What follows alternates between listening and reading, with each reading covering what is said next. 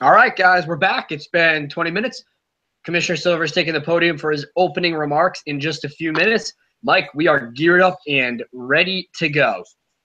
This is one of the most exciting nights in the NBA, and I'm very excited to do it with you.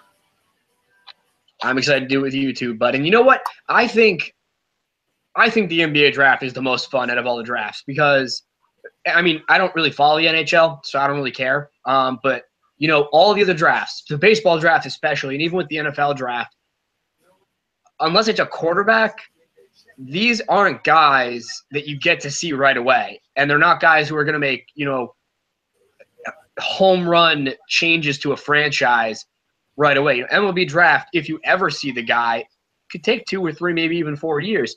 NHL's draft takes a little while. I know Connor McDavid just won the MVP really quickly, but point stands. An NFL draft, again, unless it's a quarterback high up, they usually don't make franchise-altering impacts right off the bat. NBA draft, I mean, we've seen it time and time again. A team has gone from, you know, single-digit or wins in the teens to almost playoff contention, sometimes playoff contention, if they make the right pick. So I think the NBA draft is the most fun of all the drafts. I really do, because I think the picks matter more because you can turn your franchise around right away, or you could royally screw up. So I'm excited. I'm very excited. I think we're gonna have big moves tonight. I fully agree. Really? Did you watch the? I really think Did I see the what? Nah. Well, that was very interesting to see how that went. But that was the only real NHL draft that I've watched. But I fully agree. This draft is the best. It can make the most impact right away in your team. Look at the Cavaliers. They drafted a rookie, LeBron James. I know he's the second coming of God, but he came in there right away and made that crap team into a playoff team. And later went on. Oh, no, I was just going to say, I was actually, for some reason, I watched the 03 draft last night, or a piece of it. You should have heard what guys like Jay Bilas were saying about LeBron James when they were talking about him before he got picked. Jay Bilas said, when they asked what the ceiling was, they said, if this guy stays healthy, he's going to the Hall of Fame, no question. He said that about an 18-year-old who hadn't played a minute in the NBA, which I think is crazy. And, I mean, he was right, but, you know, that was pretty crazy. Yeah, I mean, it really – that's the thing is it can make a huge difference right away. Before we get to this draft, let me do a little screen share of what we got for our updated mock draft, because mock drafts are meant to be updated. So, Josh, bring us through a little bit of what we updated as we put it up here. Yeah, so the big thing that we both did was we removed Hamidou Diallo from both of our drafts. When we made it, it looked like he was going to be in the draft. He is not in the draft, so we removed him. We changed up the picks to reflect trades that have been made. So obviously Sixers are 1, Celtics are now at 3. The Lakers, after trading D'Angelo Russell to Brooklyn, now have back-to-back picks in the first round. Too much, Mike, other than the Diallo thing. I moved Lonzo Ball up to 2. I dropped De'Aaron Fox back. I took a risk when I first made the draft. It looked like they were trending in that direction. There were concerns about Lonzo. Those concerns have faded, especially with some of the moves they've made. I've got him at number 2. Moved Jason Tatum up now that the Celtics are picking 3rd. I think that's going to happen, which is why I put it there. And then something I recently made was I flopped De'Aaron Fox and Josh Jackson. A lot of the things that are being reported, Suns might be looking to reload at point guard to jettison Brandon Knight and Eric Bledsoe. So I think that might go De'Aaron Fox. And I think even at number 4, it's crazy to think a number 4 pick is a steal. I think De'Aaron Fox is a steal at number 4. Any other draft, he could be the number 1 pick after this year. And as Adam Silver takes the podium to make his leading off remarks, his opening remarks, a lot of trade talks have been happening throughout the day. We have plenty of time between picks to get into these trade talks and things like that. One of the trade talks, and we'll get to this more and more in about 2 picks from now. All right, let's just leave it from 2 picks from now, actually. Leave it. Mike, I just want to ask you before we get started, your hot take, your a bold prediction for the craziest thing that'll happen tonight. For the craziest thing that'll happen tonight, I have 2.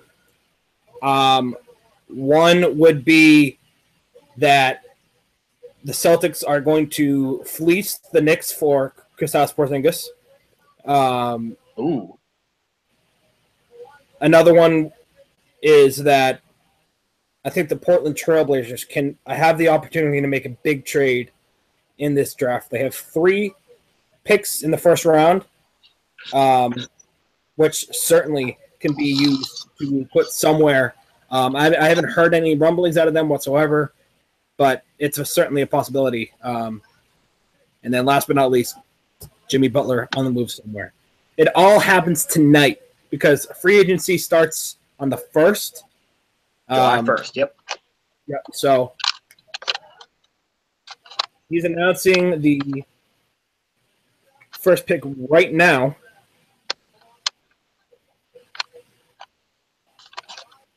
And it's 5 minutes per pick.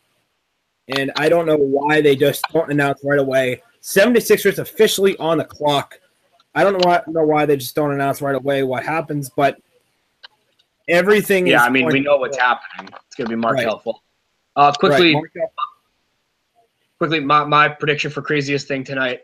The Celtics, I think, might meet the Knicks in the middle for their demands on KP. I wouldn't be surprised if it's the 3-pick, either Jaylen Brown or Marcus Smart, and then year, I don't know which one it's going to be. I don't know if it's the Brooklyn pick. I don't know if it's whatever pick conveys from the Sixers trade. I wouldn't be surprised if they meet in the middle on that. Number 2, I think Paul George will get traded tonight to the Lakers. It'll be some combination of the 27th and 28th pick in the first round, and either Julius Randle or Jordan Clarkson. I would lean towards Jordan Clarkson. I think the Lakers still need Randle, and I think if they acquire Clarkson, the Pacers can officially end the Jeff Teague era, and they don't have to pay him all-star point guard money because he's not an all-star anymore. The KP one I'm a little less certain about, and I certainly hope it doesn't happen. The George one I'm very confident in. I think the Pacers realize they have to get him off their hands, and I think the Lakers understand if they want to appeal to LeBron James and other free agents next offseason, Russell Westbrook, they have to be better this year. And I think the only way to be certain that they land Paul George is to trade for him. And if they trade for him, they get his bird rights. They can offer him a larger extension right away to free up even more cap space for next offseason to make a run at LeBron and or Russell Westbrook. So I think Paul George gets moved tonight. KP, a little bit less certain about. I certainly hope it doesn't happen. There's a chance. Yeah, I agree that there's certainly a chance. Now, this is the great thing about the NBA is that, pieces move all the time, and these are the best times to make them move, is this trade, is this NBA draft. First of all, because it's right after the finals. Teams have really looked at what they need. And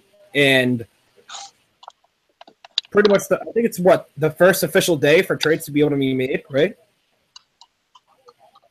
Yeah, I believe trades can officially go through today. Yeah, so I certainly do believe that there's going to be a lot of moves made throughout this day, and it's going to be fun to watch. Yeah, player to keep an eye on in terms of a guy getting drafted tonight is, I think, Lauri Markkanen. We both have him somewhere around the 9, 10, 11 range.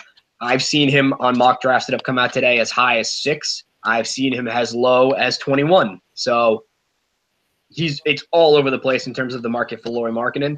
We'll see what happens. I heard the Celtics had to work out with him and liked him, so maybe they drop back. If the Knicks pull the trigger on KP and trading him, heard they would want to draft Markkanen to replace him, which I think really doesn't make any sense. He's not an equivalent player. I don't think he projects to be an equivalent player. So, we'll see what happens. And then obviously the Jackson versus Tatum choice. I think Tatum is a better fit. The Celtics have defensive-minded small forwards like Jay Crowder. They really need a consistent outside shooter and a consistent secondary scorer. And Tatum, I think, is just scratching the surface. Obviously, you know him as a Duke Blue Devil, so you've had a lot of time to watch him play. I haven't watched him play as much, but from what I've seen, consistent scorer, I think he's just scratching the surface. I think he's exactly what the Celtics need. Looks like it will be the inevitable. It's about to become official.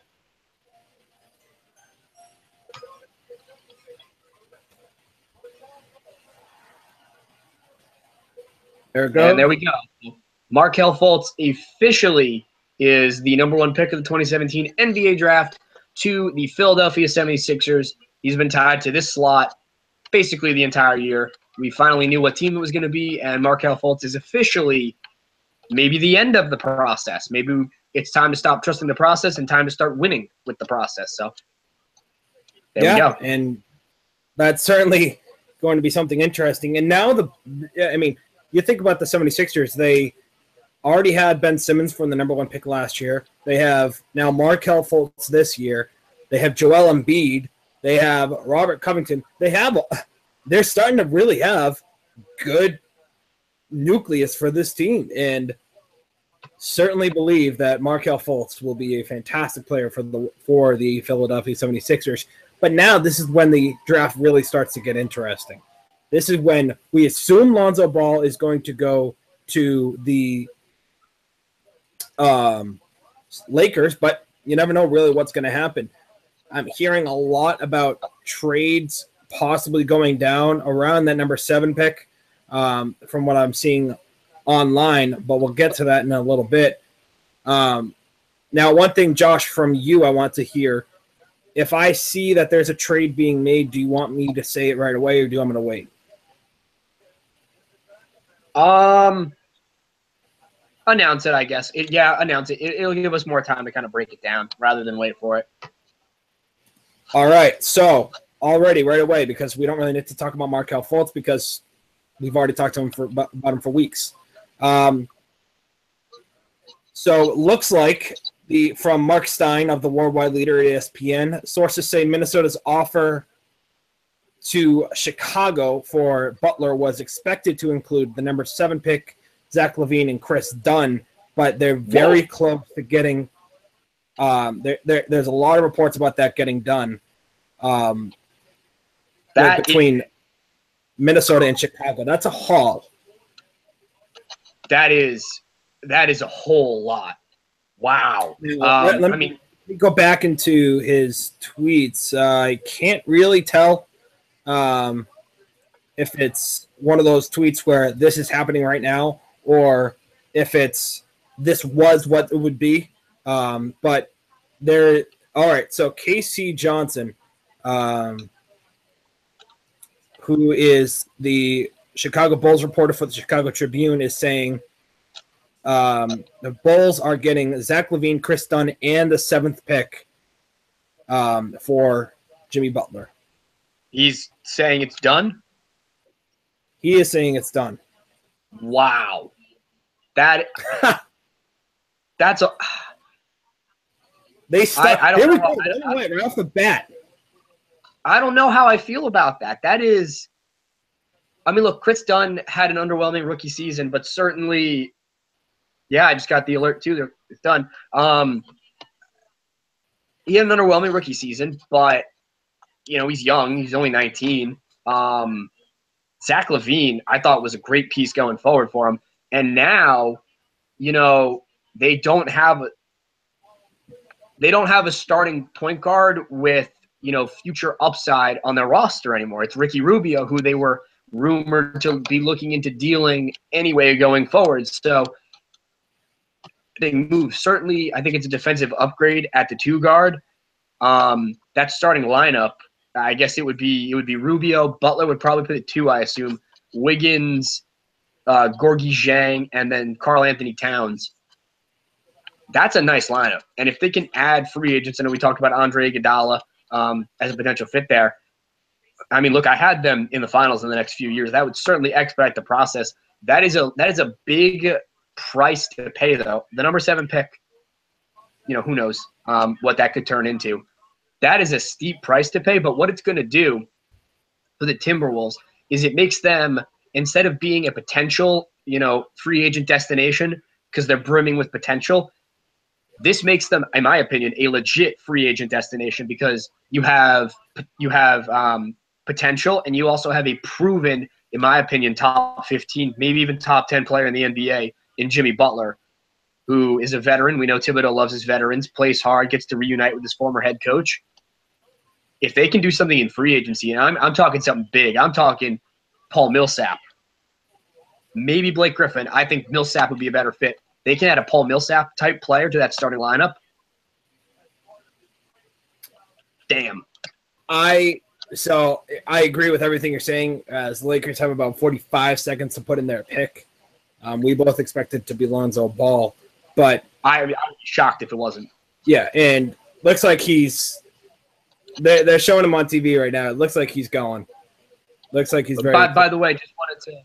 I have an answer to a question we posed earlier. Trades are not official yet. Trades are all proposed. So Brooklyn would still be making the 27th pick, but they would be picking for the Lakers essentially. So the Lakers, Magic Johnson, I'm assuming, would call them and tell them who he wants them to take.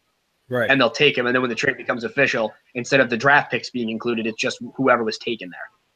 So trade's not official yet. Right. So some people are saying that they're not including the 16 pick in it, saying that. So some reports are saying that that he is going to go to the Wolves, and some people are saying they won't get the 16 pick with it, and some people are saying that they will. We're not really sure. We'll have to wait until it's officially announced. But that the Wolves will be getting the 16 pick back. Right.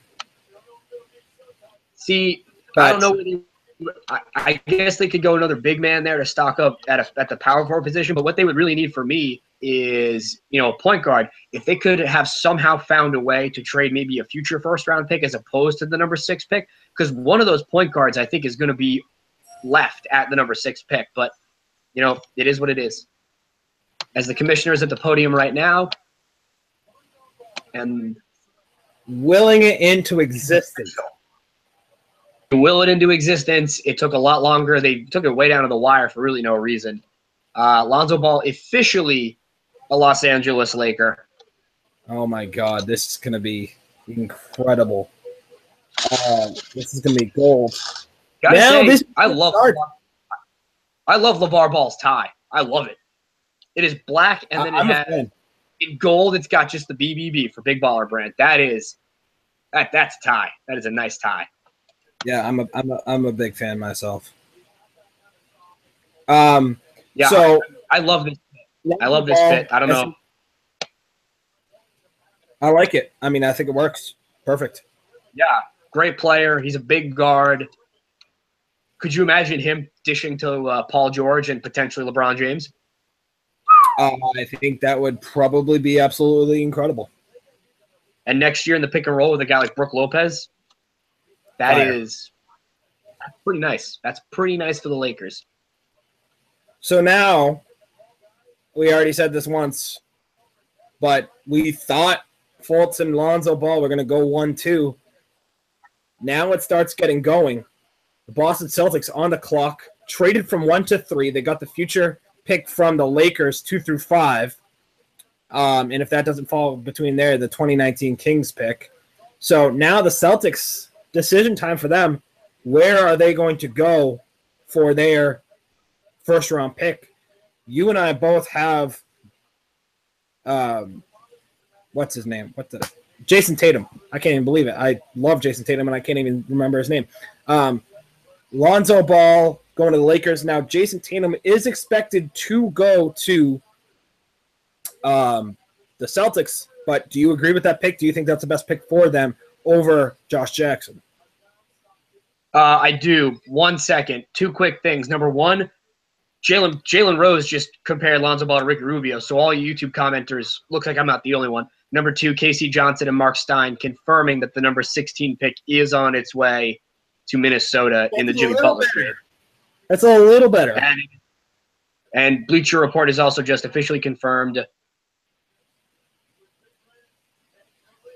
LaVine Butler and Chris Dunn and the number 7 pick. So Chicago is on the board at number 7. So that means our number 7 picks no longer count. Those are just a wash. As for the fit, I explained it a little bit in I think it was our pre-draft party earlier this morning or to this evening. I think Tatum's a better fit. They need a consistent outside shooter. They need a second reliable scoring option. What they don't need is another defensive-minded small forward. I think Tatum is just scratching the surface. I think he's the second best shooter in this draft behind Luke Kennard. Great fit. If they keep the pick, which I expect them to do, I think it's probably going to be Tatum. I agree. Being a Celtics fan, this is huge for the Celtics to have another top 3 pick. You already had Jaylen Brown last year. Now, going to get Jason Tatum, Celtics struggled offensively when Isaiah Thomas was not on the court. And that was obvious throughout the entire season that they struggled. But I think that right away he will add offensive presence, and he can defend 1 through 4 but on the court, and that's huge. Defense is huge, especially for a big man. He can play the 3, he can play the 4, and that's incredible. And that's exactly what the Celtics need. Hold on one sec. LeVar Ball is speaking. So I need to watch this.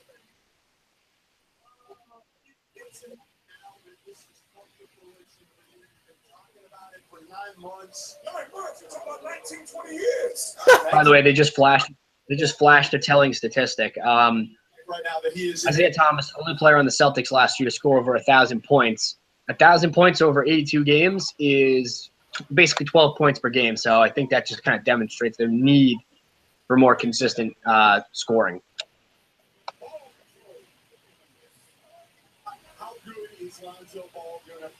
So, yeah, that's where we're at. We're awaiting official confirmation from ESPN that the trade is going down. Minnesota is still on the clock at number 7. And, again, that goes into trades not becoming official yet. I believe Chicago would not be making the pick officially, and they would just be – the Timberwolves would be picking for the Bulls. Also, LeVar Ball just said right out that Lonzo Ball is going to bring the Lakers to the playoffs this year. So, well, that's – you know what? If they get Paul George, not that hot of a take. Right. And he, as crazy as LeVar Ball is, he's been right on most things that he says, except for the fact that he's better than Michael Jordan. Well, yeah. Yeah. We got now 15 seconds left for the Celtics. I think the choice it's obvious if between Jackson and Tatum. And now ESPN officially confirming the Jimmy Butler trade.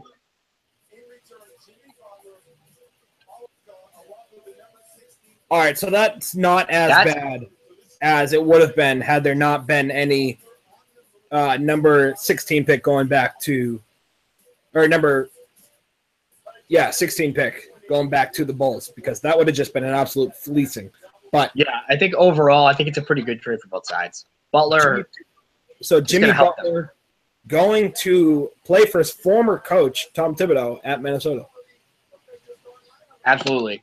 I think it's a pretty good trade for both sides. We talked about the fit for Minnesota already. Now for Chicago, I think they got to go point guard here. Rondo is what he is at this point. Wade has opted back in for $24 million, so they're going to be a little hamstrung in terms of salary cap room. I would be surprised if they didn't go point guard, because they don't have a point guard in the future. Michael Carter-Williams need help everywhere. They really do. But in a point guard heavy draft. All right, here it goes. Woj, Indiana and Boston are engaged in serious talks on a Paul George trade. Is that why this is taking so long? That might be why this is taking so long. But, I mean, he's coming out here to say Jason Tatum to the Celtics.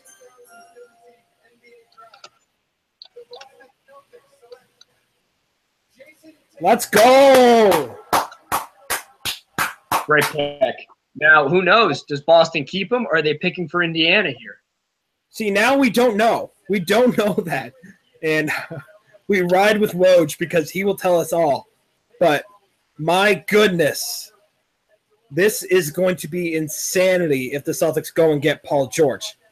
That, because you know what Paul George means coming to Boston, right?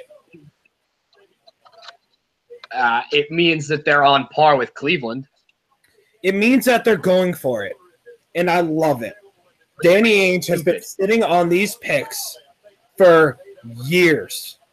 First, when he traded Paul Pierce and Kevin Garnett, and absolutely broke my heart sending them to the to the Nets, and then coming back here and realizing you have Jaylen Brown, you have Marcus Smart, you have now Jason Tatum, and you still have the pick next year and the year after that. This is an opportunity for the Celtics to use all those picks and go get a big name like Paul George. Now, I'm thinking that Jimmy Butler going to the Wolves kind of expedited this a little bit because they didn't get Butler, and now they're trying to get George.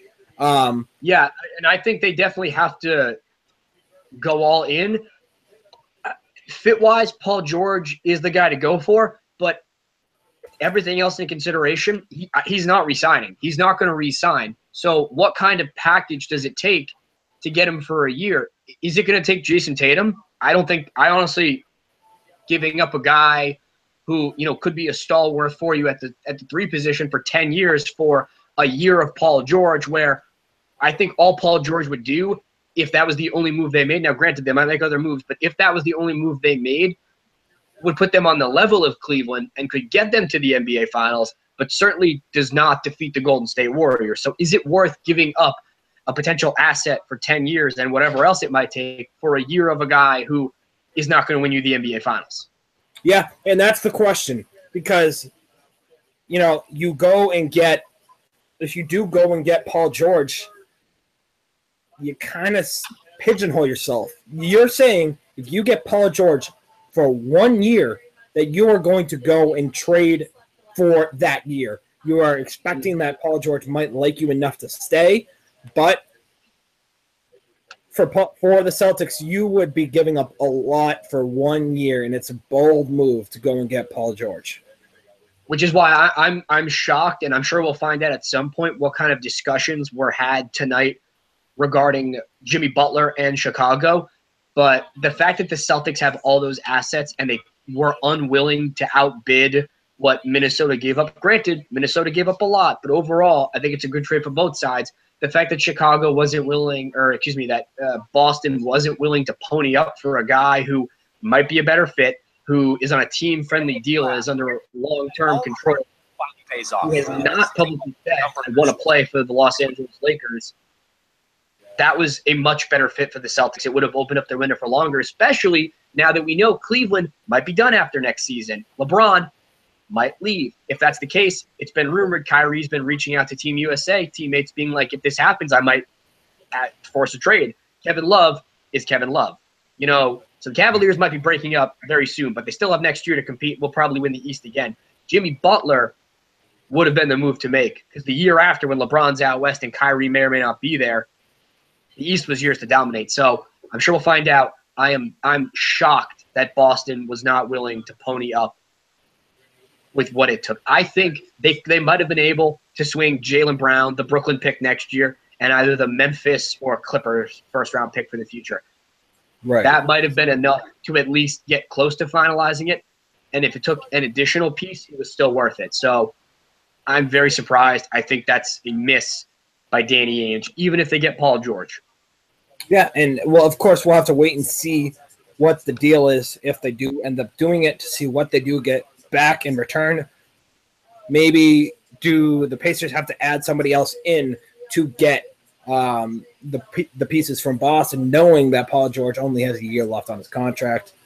It's a bold move by the Celtics, but I'm not going to say I don't like it. But I do. Here's another thing. Who is it going to take to trade to the Pacers for Paul George? Because if it's Jason Tatum, you're giving up a lot. Jason Tatum is a damn good player, and he's exactly what the Celtics need. I wouldn't do it. The most, if I'm the Celtics, I would give up is the Clippers pick and the Memphis pick. They're not your picks. You're playing with house money. It's 2 first-round picks. You don't know where in the world they're going to land. I wouldn't trade anything else. I really wouldn't. Maybe Jay Crowder. That's probably the highest I would go, is Jay Crowder and those 2 picks. Jay Crowder, the Lakers pick from next year, and the Memphis pick. Yeah, I mean, the problem is you don't know what that pick is going to be. It may be the Lakers pick. It may not be. But I would be interested to see if they're in serious trade negotiations. I bet you the Pacers, maybe they're in a spot they're comfortable with, have put a pause on it and called the Lakers and said, look, this is what we've got on the table from Paul George. Are you willing to match it? Yes or no? If the answer is no, which depending on what the package is, it should be, because they shouldn't give up that much for a guy to just sign for the cap space and the cash it's going to cost. If they're willing to match it, he becomes a Laker. If I'm the Lakers, I really have to measure it, because it's not a guarantee he comes to play for you. It's really not. If you suck next year, we'll pause for a second as the pick is in right now. Josh Jackson out of Kansas going number 4 to the Phoenix Suns. No trade for Josh Jackson. A lot of teams were trying to trade up in the top 4 to get this man, but nobody trading up. Instead, he sticks and goes to the Phoenix Suns. He was the first team all-conference for the Big 12 for Kansas. Just a great player, great athletic freak, Josh Jackson is, and he's going to Kansas. So an update now through 4 picks. Mike, you are 4 for 4. I like to tinker, and my tinkering has cost me. I am now 3 for 4 as I had De'Aaron Fox, which means I will be wrong the next pick as well. And a lot of people are saying right away at number 5 that De'Aaron Fox is going. Well, they were saying that if he doesn't go top 4, Kings will jump on him.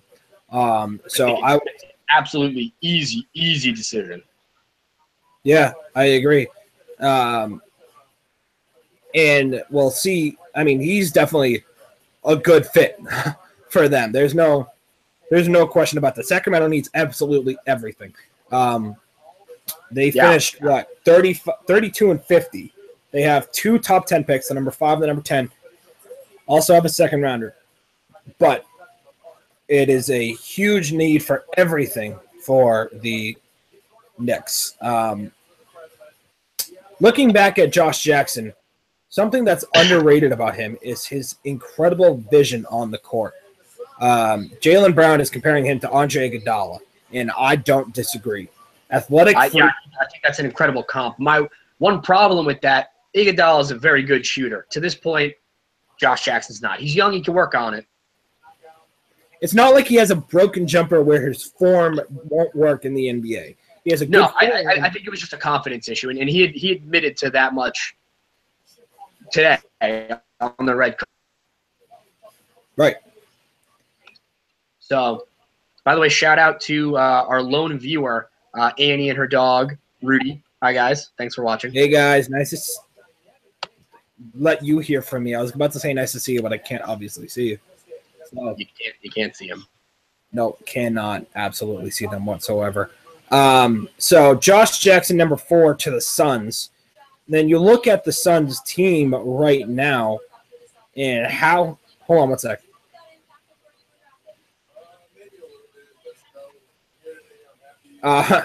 So the first question was to Josh Jackson. Do you think how the situation was handled between you and getting the doing a workout for the Celtics affected where he was drafted? And he said, absolutely. But, at least he owns up to it. He wouldn't work out for the Celtics whatsoever. I didn't get that. But either way, most freshmen selected to start the NBA draft is tied today. There was 4 in 2014, Wiggins, Parker, Embiid, and Gordon. And now we already have 4 with Jackson, Tatum, Ball, and Fultz. And it might be 5 because De'Aaron Fox is more probable than not going to the Kings with the next pick. I mean, look, it could be more than that. Dennis Smith, Malik Monk, they could all be continued to be taken. What about Jonathan Isaac? What's he? Jonathan Isaac is, I believe, also a freshman.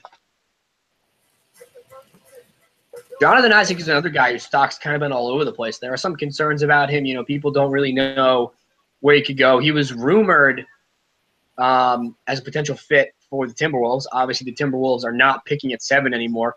Would certainly not be a bad fit for the Bulls.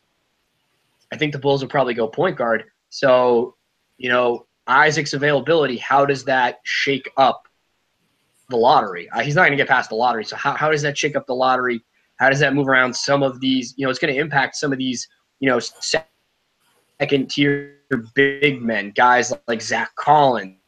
I expected could be picked between that 11 and 16 range if Isaac is available past the top 10, which I think he could be. How does it affect it? As we look at the teams, so Sacramento on the clock right now, they got a minute and a half left to go. Then we've got Orlando, Chicago after trading up with Minnesota for the Jimmy Butler trade. Then the Knicks, then the Mavericks, and the Kings round out the top 10. So, if Isaac's available at 10, we had Lauri Markkanen going there. Is there a decision between Isaac and Lauri Markkanen? And if he falls any further than that, looking after that, the Hornets just got a big man, Dwight Howard. Does that affect where they go? Pistons at number 12. Don't really need a big man, but we'll see what happens. And then the Blazers gets us out to the 15th pick, which would be the first pick out of the lottery. So very, very fluid situation for everyone, really. Yeah, absolutely. And, Woj said that the talks between Boston and Indiana gained momentum significantly, but they're still apart on a deal, so we don't know exactly what the deal is going down there with Paul George. My goodness, off to a roaring start in this draft. ESPN is on commercial right now, and this kind of gives us a little bit of time to slow down a little bit and relax because they're not going to. But my goodness, so the Timberwolves, who made this trade for not Josh Jackson, Paul George, no, Jimmy Butler. They have the longest active playoff drought in the NBA at 13 years, and Jimmy Butler is going to go a long way in helping that end that streak right there, right now. Yeah, I mean, we talked about it. This really pushes Minnesota's rebuild done. They're showing a recap now of how the Kings 5. They would have been at third if it weren't for a trade made in 2015 as commissioners at the podium. And De'Aaron Fox officially a Sacramento King. That's now 5 freshmen in a row as John Calipari there clapping for his young point guard. I mean, yeah, any other draft, he might go number 1. That just needs talent. I think is a good fit alongside Buddy Hield. 5 for 5. What? That makes me 5 for 5 on my picks so far. Oh, congratulations. And, of course, because I tinkered and goofed. That one wrong. Savage Sing by Jay Bellis right now. They were talking about John Calipari and what De'Aaron Fox did, and he was saying how they were saying how John Calipari produced De'Aaron Fox, and Jay Bellis comes in right away and just says he didn't produce him, he recruited him because he was only there for a year. Yeah, I mean that's fair. So, I mean, definitely a good spot for the Kings. I mean, you really had nowhere else to go. This guy, as you said, Josh, is a number 1 pick, number 2 pick, wherever he goes on any other year. He's a great passer, great vision of the court, and that's going to really help the young Kings team. So now you think about it, you have right now you get De'Aaron Fox. He can dish it out all the time to Buddy Hield now, who's on the Kings. Right? There you go. Mm-hmm. Yeah, and again, they have a pick at 10, so they're going to be able to grab another one of these first-tier kind of players. So now looking ahead, Orlando, 4 minutes. They are on the clock right now. We had a difference of opinion. You have Malik Monk, De'Aaron Fox's Kentucky teammate. I have Dennis Smith Jr. from NC State. So we both have guards. The Magic are giving up on Elfrid Payton. Speaking of Elfrid Payton, that is Jalen's comparison for De'Aaron Fox, which I don't agree with. Elfrid Payton, not as consistent of a shooter and not nearly as consistent as a driver to the rim as De'Aaron Fox. But speaking of Elfrid Payton, he's on the Magic. So this is officially the most freshmen selected to start in an NBA draft. And one question we're going to be continuing to ask ourselves until a rule is changed is the factor of you already have so many freshmen coming out. What's the deal with this one and done? Do you want to just let kids come into college, or do you have to hold them in there for longer? I think it's better for the NBA if they stay in college longer because, like Billis just said, you're not getting guys that have been coached up and produced by their coaches in their programs. You're getting guys who had a one-year holdover and are now in the NBA. So, effective. I think this is the reason why more and more guys who are freshman high picks are busts because they're not fully developed players. They're coming in raw to the NBA. They're getting thrown into the fire, and because they feel the pressure to consistently produce right off the bat, they're picking up bad habits, they're pressing, and it's hurting their development. So I think it's better for the NBA if it was you have to stay in college or you have to be 2 years out of high school. At least give these guys 2 years with their coaches so their coaches can focus more time on developing them rather than throwing them out there and saying, just go play your game. Well, I've only got you for a year. I have to take advantage of the talent you have to win now. I think certainly going forward, this has to be addressed. Obviously, the owners and the coaches want that extra year of control with younger players, but I don't think it's great for the NBA. These guys aren't coming in really ready to go. I mean, obviously that's not true for everyone. We've seen guys, LeBron didn't even go to college and he came in ready to go, but that's, the exception rather than the norm. Right. You have to think about the maturity of it, really, and how players are going to be ready if they just do come right out of college or right out of high school, or if NBA teams want them to just stay in college, become more mature, grow out in their bodies more, and become more physically better of themselves. So we'll have to see exactly how that's going to go down. And it's really going to be interesting to see in the next few years how that affects the NBA because they just lost a good amount of money just because the season didn't go long enough. So you never know what's going to happen with anything that changes in the NBA. Yeah, and you mentioned the maturity and growing into their bodies aspect.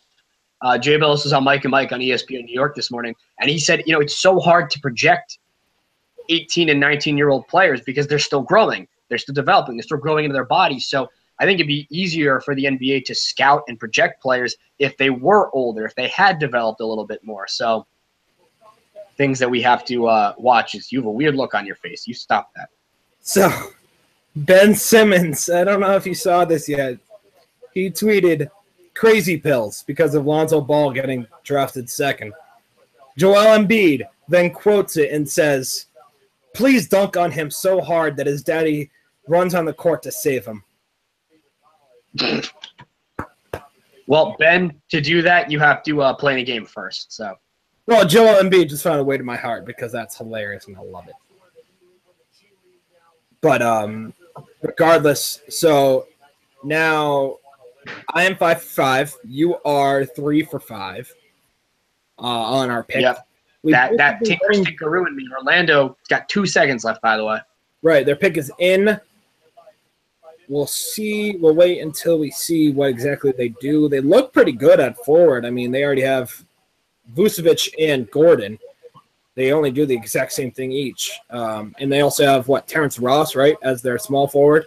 Terrence Ross, Fournier, I think they're pretty set at shooting guard. It's just a matter of whether or not they're giving up on Elfrid Payton and going with a point guard.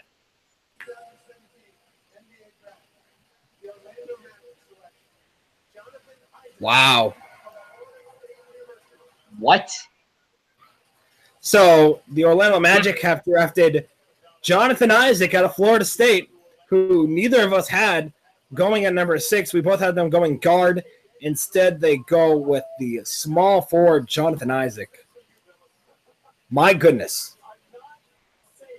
Yeah, I mean, I guess they're not looking to hang on to Terrence Ross. From an offensive standpoint, they haven't gotten enough out of their forwards. Certainly Aaron Gordon is kind of a black hole offensively. So we talked about this the first one of these we did, how they needed more scoring production out of their forwards, but I thought that was going to be easier and cheaper for them to address in free agency. 2 points per game that are going to be available on the cheap. It's really hard to find a franchise point guard, especially with the talent of a Dennis Smith Jr. I would have gone there if I was them. I don't think Elfrid Payton's the right guy going forward to lead their attack, because people forget Dennis Smith Jr. averaged 6 assists per game. So he's a scorer, and he's a very good disher of the basketball on a pretty crappy NC State team. I would have liked to have seen them gone guard. I think that was a more pivotal need for them going forward. You know, obviously they like Isaac better. He's 6'11". I mean, he's an incredible athlete. So, you know, we'll see. There are some concerns about him. That's why people didn't know where he was going to go.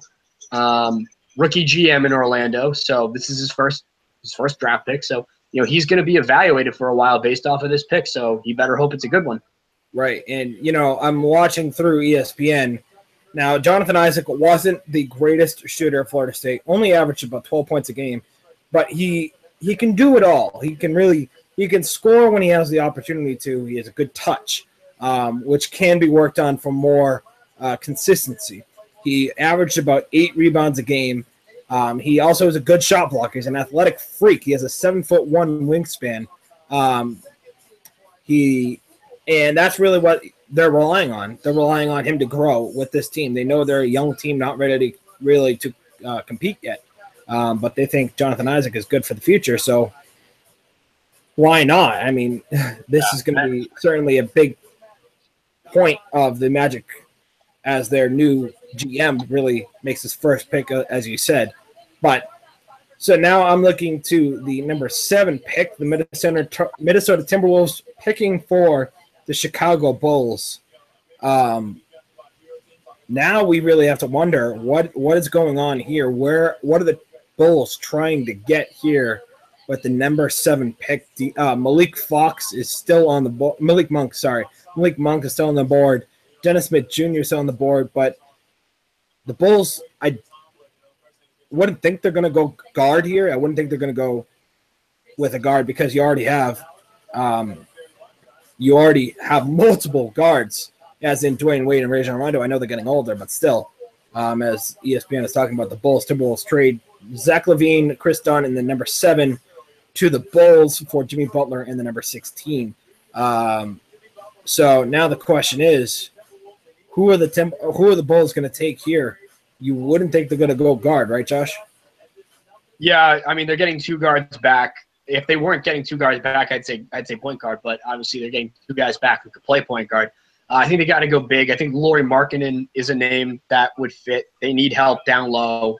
A guy like a Zach Collins out of Texas, I believe. Creighton. He's Texas, right? Zach Collins? Yes. No. I think that's Wake Forest. No? Wake Forest, so I was completely wrong. I think that's a guy who could be a fit for them. They won't go guard, in my opinion. So big. I think Markkanen, best available player. He's going to have room to grow. I think that would probably be the best pick for the Bulls. Also, good point by Sarah Corso coming in with the good points. You know how players usually hold up their jerseys when they're picked? Mm-hmm. None of the draftees are holding jerseys because the league is switching to Nike, but it doesn't go into effect until July. So that would do it. There you go. Thank you, Sarah. So the Bulls up with their next pick.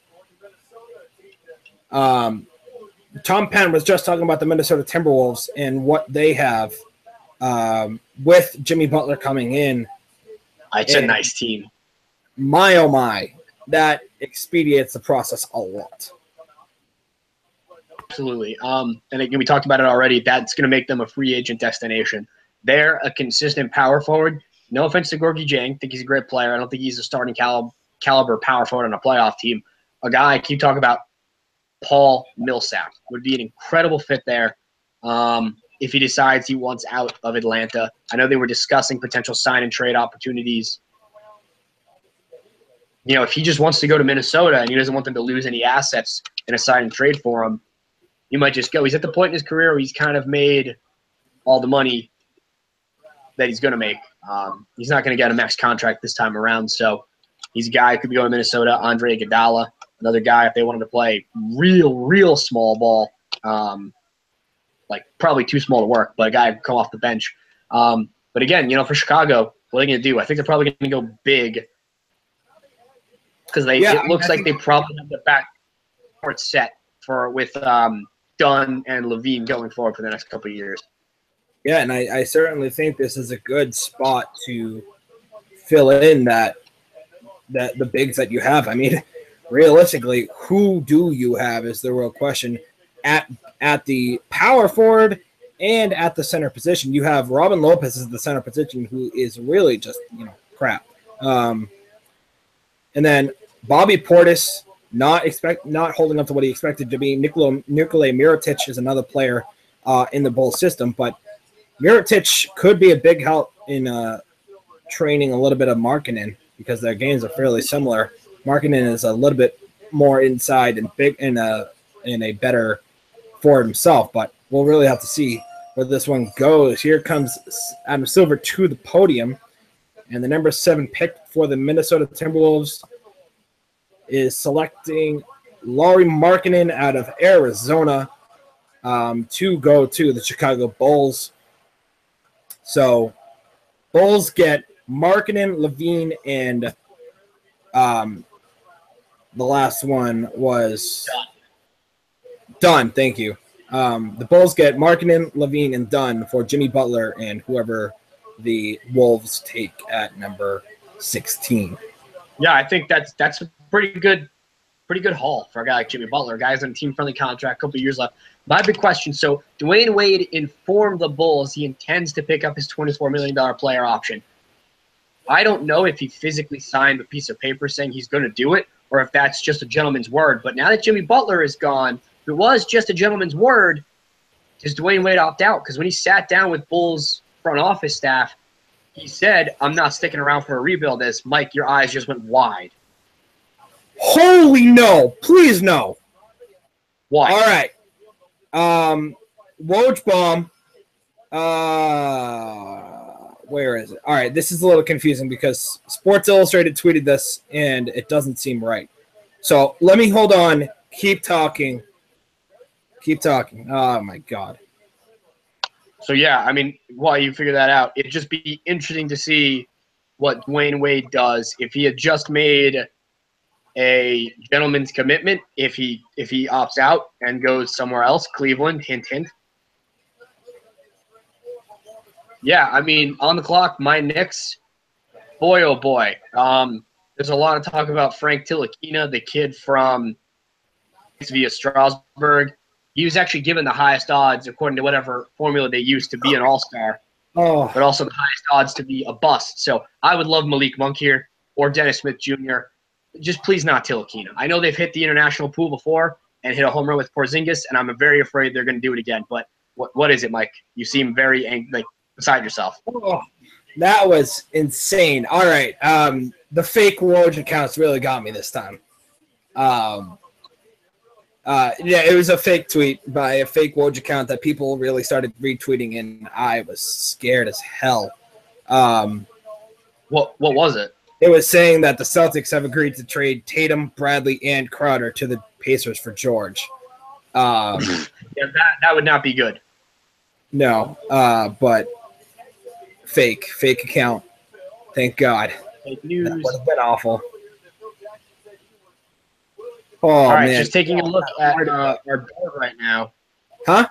Pick of Jonathan Isaac, of Markkanen by Minnesota for Chicago. We're not counting because the pick was traded. The Knicks, I have Malik Monk from Kentucky going. You have the aforementioned Frank Ntilikina from France via Strasbourg. We got 2.5 minutes left. Mike, you still holding confident in your pick? Where do you think the Knicks go here? Yeah, I'm honestly still very confident in this Ntilikina pick. Actually, it's not Ntilikina, it's Ntilikina. It's Ntilikina? Yeah, that's what I heard on the Vertical today. Ass kid who cried when they picked Porzingis, and now he's like a super Knicks fan and gets to meet him and everything. I hate this kid. That's awesome. I was happy to Porzingis. The Knicks need help everywhere. That's certainly the fact. They need help absolutely everywhere. And I think that they're honestly going to go with Ntilikina. His pick and roll game is great. He can work in the triangle for Phil Jackson. He doesn't have much around him if Porzingis goes or if Anthony goes. But I do think that they go with Ntilikina. Good guard, balanced on both defense and offense. But it's also kind of a risk, too, because he's out of France. A lot of people don't know what's going on over there. So he could certainly really be a player that could really just flop, too. So exactly. And, I mean, he's a big kid, big boy, 6'5", 7 foot wingspan. He would fit the triangle. Malik Monk apparently also impressed in his triangle workout, a little bit smaller, 6'3". A lot of scouts think he's going to have to move to the point guard position. In the triangle, it's not as reliant as on a point guard. I think Monk could be a good fit. So if the Knicks are looking at a point guard here, Monk could be a guy they're considering at point guard. We can't forget Dennis Smith Jr., again, a guy who would be a top 3 pick in any other draft. Not as great of a jump shot, great distributor, 6 assists per game, is a dynamite scorer. A lot of people were concerned he took plays off last year, but was on a bad team. Silver is at the podium. Here you go, Josh. He's your team.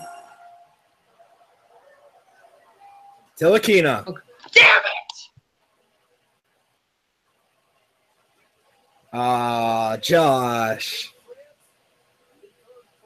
Josh, you poor thing. Josh. Ntilikina's going to be fine. Everything's fine.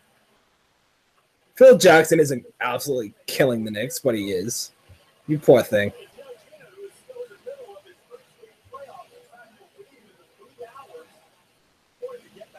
Oh, Poor now Josh. this kid's all happy. He's going to get yelled at for being a crybaby again. I don't Poor get Josh. it. Poor Josh. I don't get it. A point guard who could be a top 3 pick any other year. He's got an insane motor, insane speed, a proven outside shooter, might also be the best shooter in this draft, and they're going to need scoring help. And they go with this. God, I hate it. He's a triangle pick for a team that's not going to run the triangle in 2 years. The minute Phil's contract expires, he's gone. Oh man. Look, he might even be good. I don't like it. He's a triangle fit for a team that's not going to run the triangle. This is so he's a guard. He's a very good lead guard. He can play balanced offense. You can play in the triangle, which is what they're definitely going to do. He's a great passer, and he can absolutely knock down shots. Ntilikina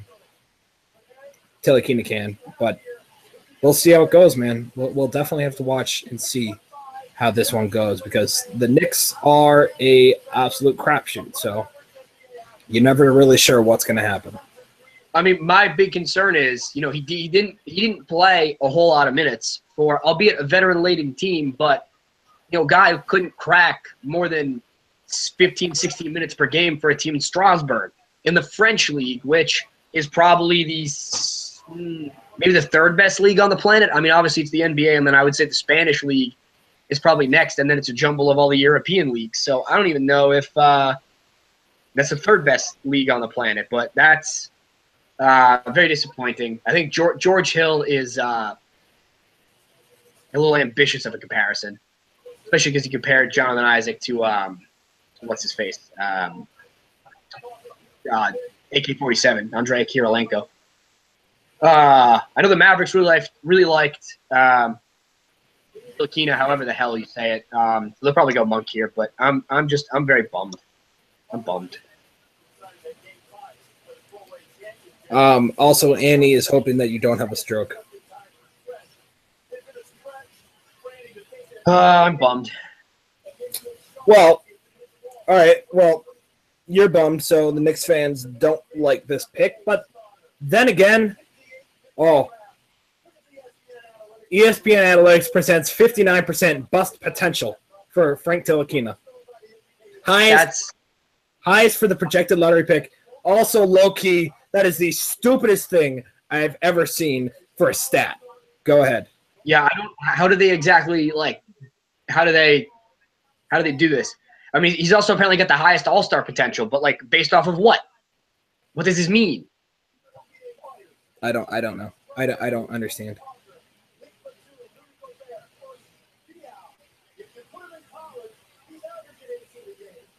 Well, this is interesting. Oh, she said that's what you get for the mean Ben Simmons comment.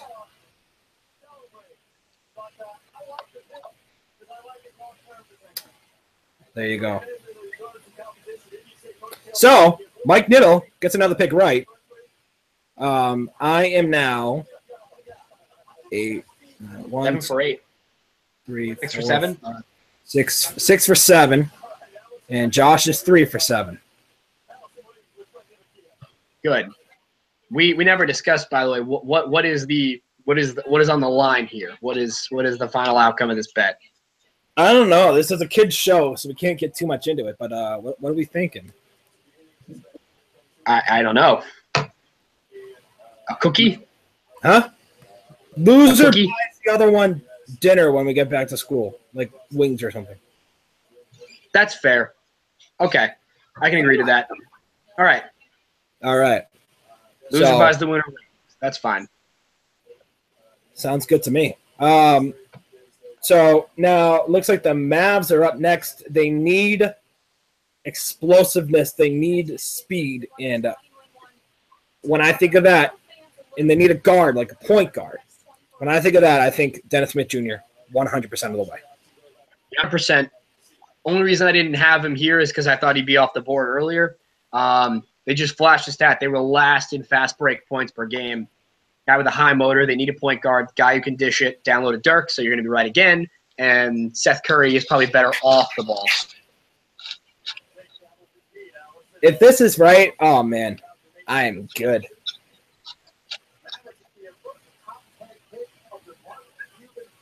Wow. So this is the first time the Mavericks have picked in the top 10 since Mark Cuban arrived.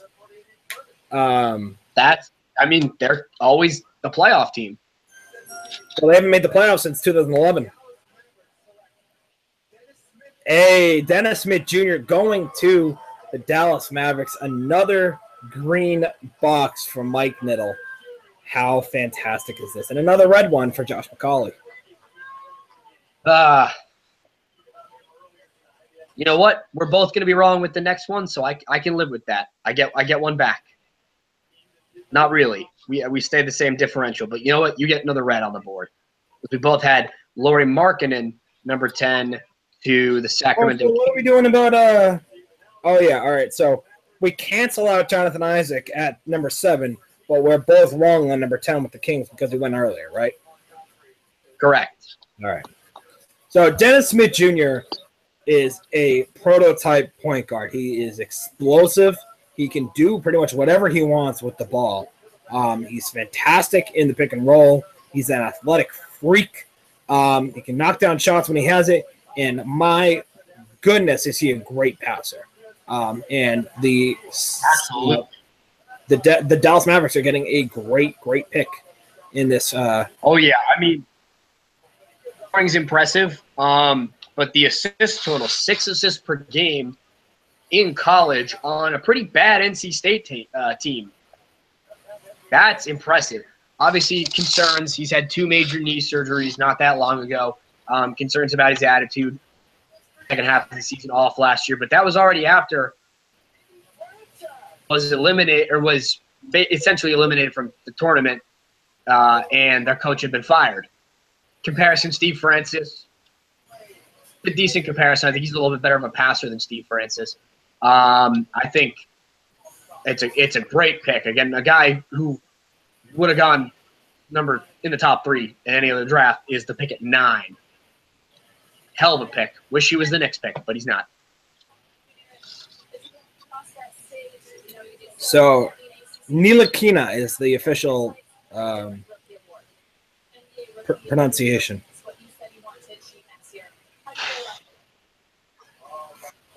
Also, Sacramento trading the number 10. This is going to be a trade in Sacramento. Sacramento will be picking for a team that I predicted would be trading, Portland. They are trading the number 10 pick for the number 15 and 20 from Portland. All right, moving up. So they need big men. So I wouldn't be surprised if we see one of the big centers going here. I think the big guy from Wake Forest, Zach Collins, probably. You don't I think am huh? I am a pick off. You're a pick off? Yeah, I had Zach Collins going 11. Well, we don't know if it's Zach Collins. Well, I know, but I'm saying if they do take him, I am a pick off, and I will be sad. But so they need a point guard, and they need more, not really a point guard, but in terms of more passing ability, because Damian Lillard just shoots the ball all the time. But they do need a forward, and you're right. I do think this is a good place for Zach Collins to go right here. We both had at number 15 TJ Leaf going to Portland, and then at number 20 we both had John Collins going. So they're still going big, not TJ Leaf, but my guess would be Zach Collins because TJ Leaf is just way too high for him at number 10, wouldn't you think? Yeah, so that means that our picks at 15 and 20 will not count as they have been traded. So let me go through and cross those off right now. And neither will our one at 10. Yes. What's his face? Ntilikina is the first Frenchman to ever be taken in the top 10 of the draft. So, good. What was Tony Parker? Tony Parker was a second-round pick, I believe. Wow. How about that? Let me double-check on that.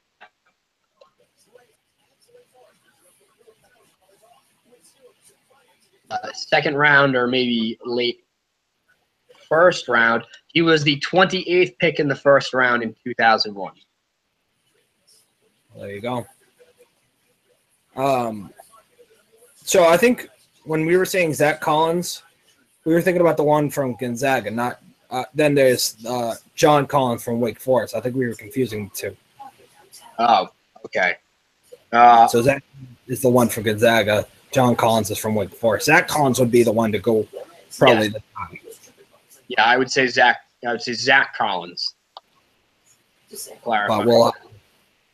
But we'll wait and see. Portland, I mean, the only other thing I could think of that they might need is some more perimeter shooting at the small forward position. So Justin Jackson in play here. I don't if they like him that much, I could see them trading up for him, but there's also a pretty good shot he would still be there at 15. So this is clearly a move for a guy that they don't think will be there at 15. Right. So ESPN again flashes the Bulls Timberwolves proposed trade again. The league still has to sign off on it.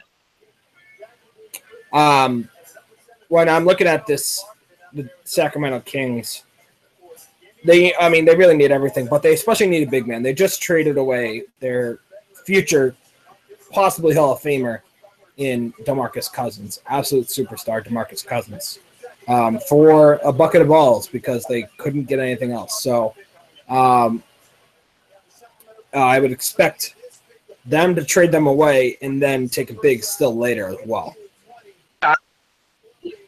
Is, for a team that just needs young players with upside, they're gonna have 3 first-round picks in this draft. 15, still a chance for a very good player. 20, still a chance for a very good player. I think they need a big guy. Obviously, there are a plethora of big guys we're about to get to.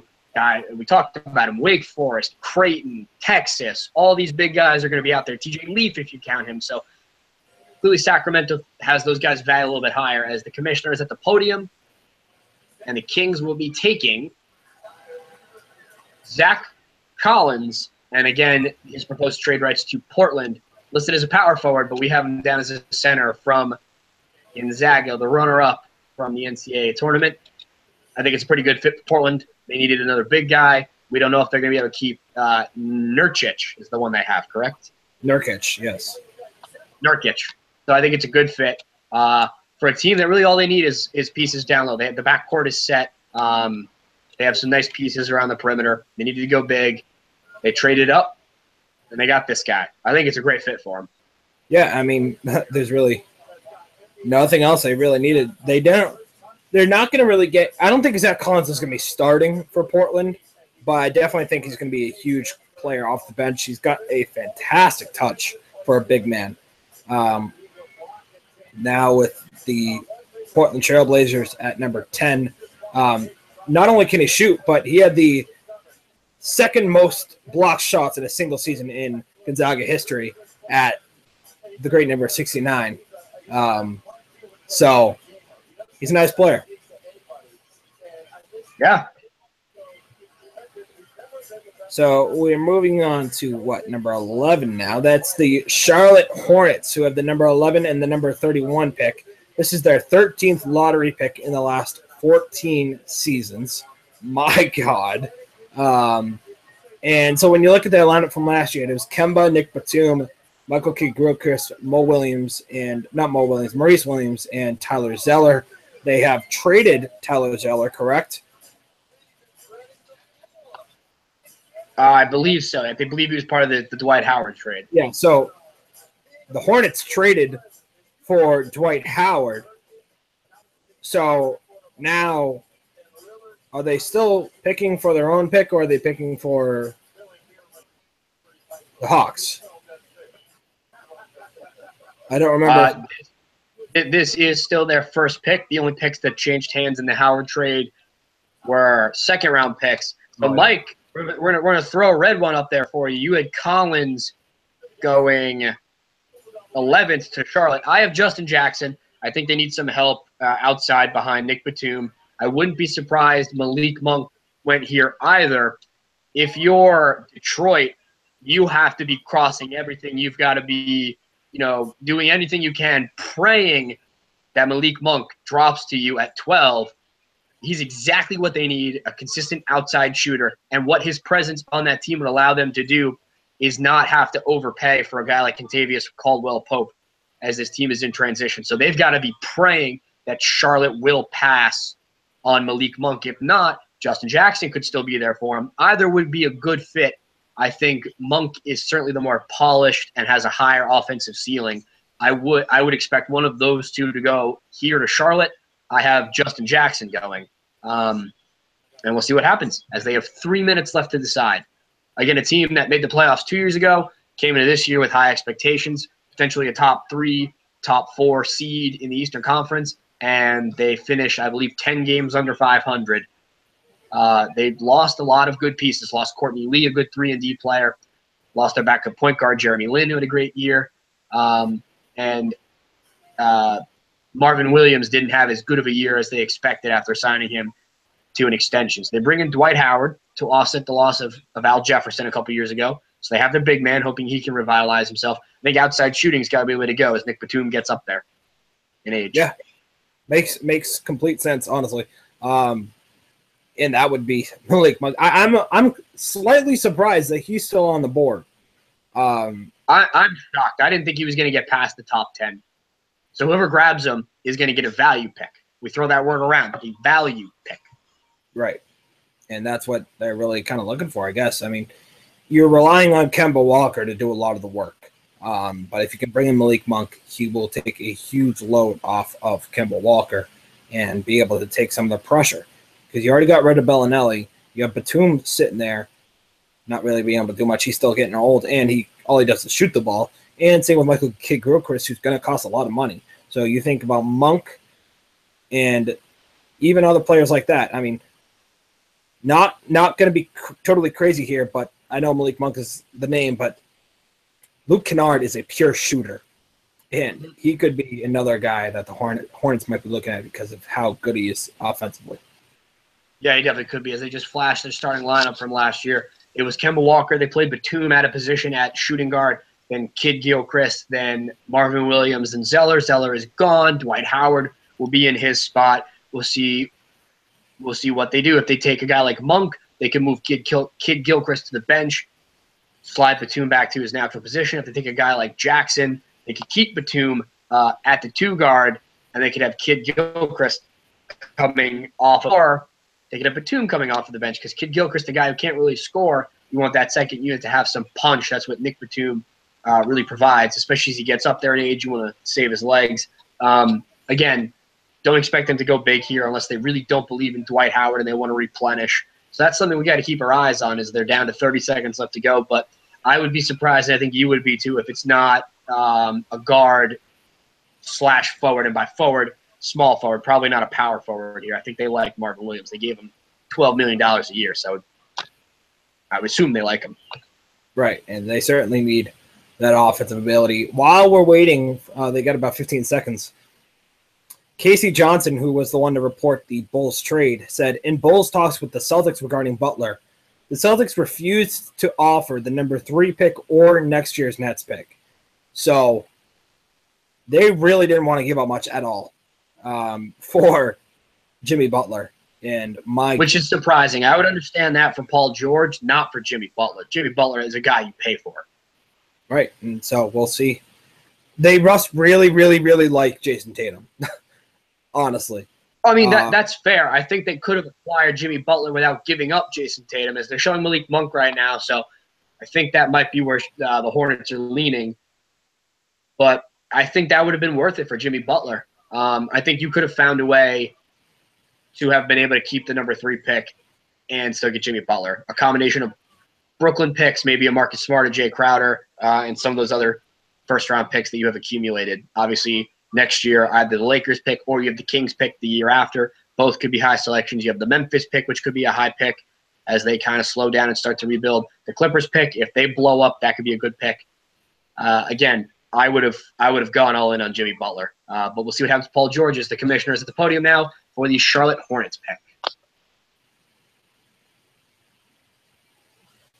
And there it is, Malik Monk out of Kentucky going to Charlotte, and that is exactly what the doctor ordered. If you're Kemba Walker, you are very excited that he is coming and being by your side on this court.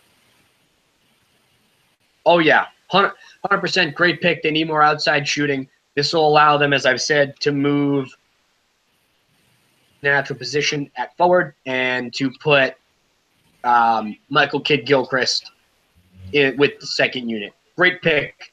A guy who we both thought was going to be top 10. I think a lot of guys thought was going to be a top 10 pick.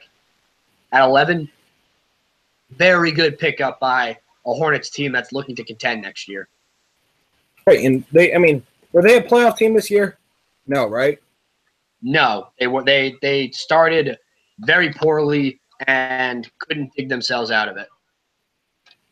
And I went to a few Celtics games, and one of them was against the Charlotte Hornets, and the Celtics beat them by about 15, but the Hornets really just couldn't shoot the ball, but they played great defense. So I think this Malik Monk is the SEC Freshman of the Year, great athlete, averaged about 20 points a game. He is insane as a player, and at the number 11 pick, he is a huge get for the Charlotte Hornets. They need the shooting, and they got it. Yeah, there's questions about the defense. He's an underrated passer, incredible guy off the catch and shoot. And with a guy like Kemba, who likes to drive the lane, that could be a very good Kemba drives. Monk comes off a screen and just catch and shoot from beyond the perimeter or even just inside the perimeter. Incredible athlete. Again, has to work on defensive consistency. Underrated passer. This has the makings of a very, very nice backcourt going forward for Charlotte, and Monk, I think, is just going to get better. Shot 40% from 3, and for a guy who shot high volume from down there, that's very good. Comparison to Lou Williams, I think he's a little bit more polished offensively than Lou Williams, maybe a younger Lou Williams from the catch and shoot and the accuracy from beyond the arc. That's a pretty good comparison. So moving on to number 12, the Detroit Pistons, who ended 5th in their division, dead last. The Pistons really, they haven't been what everybody was expecting them to be the past few years. They've missed playoffs 7 of the last 8 years. They have Reggie Jackson, Caldwell Pope, Marcus Morris, Tobias Harris, and Andre Drummond as their starting lineup. But they could absolutely not shoot the ball from 3 at all last year. What were they? 28th, I believe, in 3-point shooting, and it was bad. Honestly, yeah, that is very bad. But I think honestly, might be a little high, but Luke Kennard is the best three-point shooter available right now. And I would not be surprised if he comes in and is selected by the Pistons. I know Caldwell Pope is having some legal issues right now. I forget what his contract is, but I certainly think that Luke Kennard could be a difference on this team. Yeah, Luke Kennard, got to watch. Justin Jackson, I think, would be a good fit here. A guy like Terrence Ferguson Donovan Mitchell from Louisville, a name to watch. I thought there was a chance they were going to go big here. The way I had my draft unfolding, I thought most of the sharpshooters, the first level of sharpshooters, would be gone by this point. Justin Jackson still available. They were 28th in three-point percentage last year. Would not be surprised if that's the way they go. Kennard, a guy to watch as well, too. But Jackson, overall, I think is a more polished player. And that's fair. I mean, also with Jackson, yes, he's a dominant three-point shooter. He also plays more defense than Kennard does as well. So, I mean, they need a shooting guard. There's no question about it. Yeah, I think watch also OJ Anunoby, the name. I cut you off. No, that's fine. I'm looking up Caldwell Pope's contract right now because I'm really not sure what it is. He will be restricted this offseason. Detroit said they'll match any offer made for him. We'll see. Now, it looks like – so he's in the final year of his deal. I think he's restricted this offseason. Looks like, according to the SpotTrack.com, he's restricted next season, but I'm not really positive.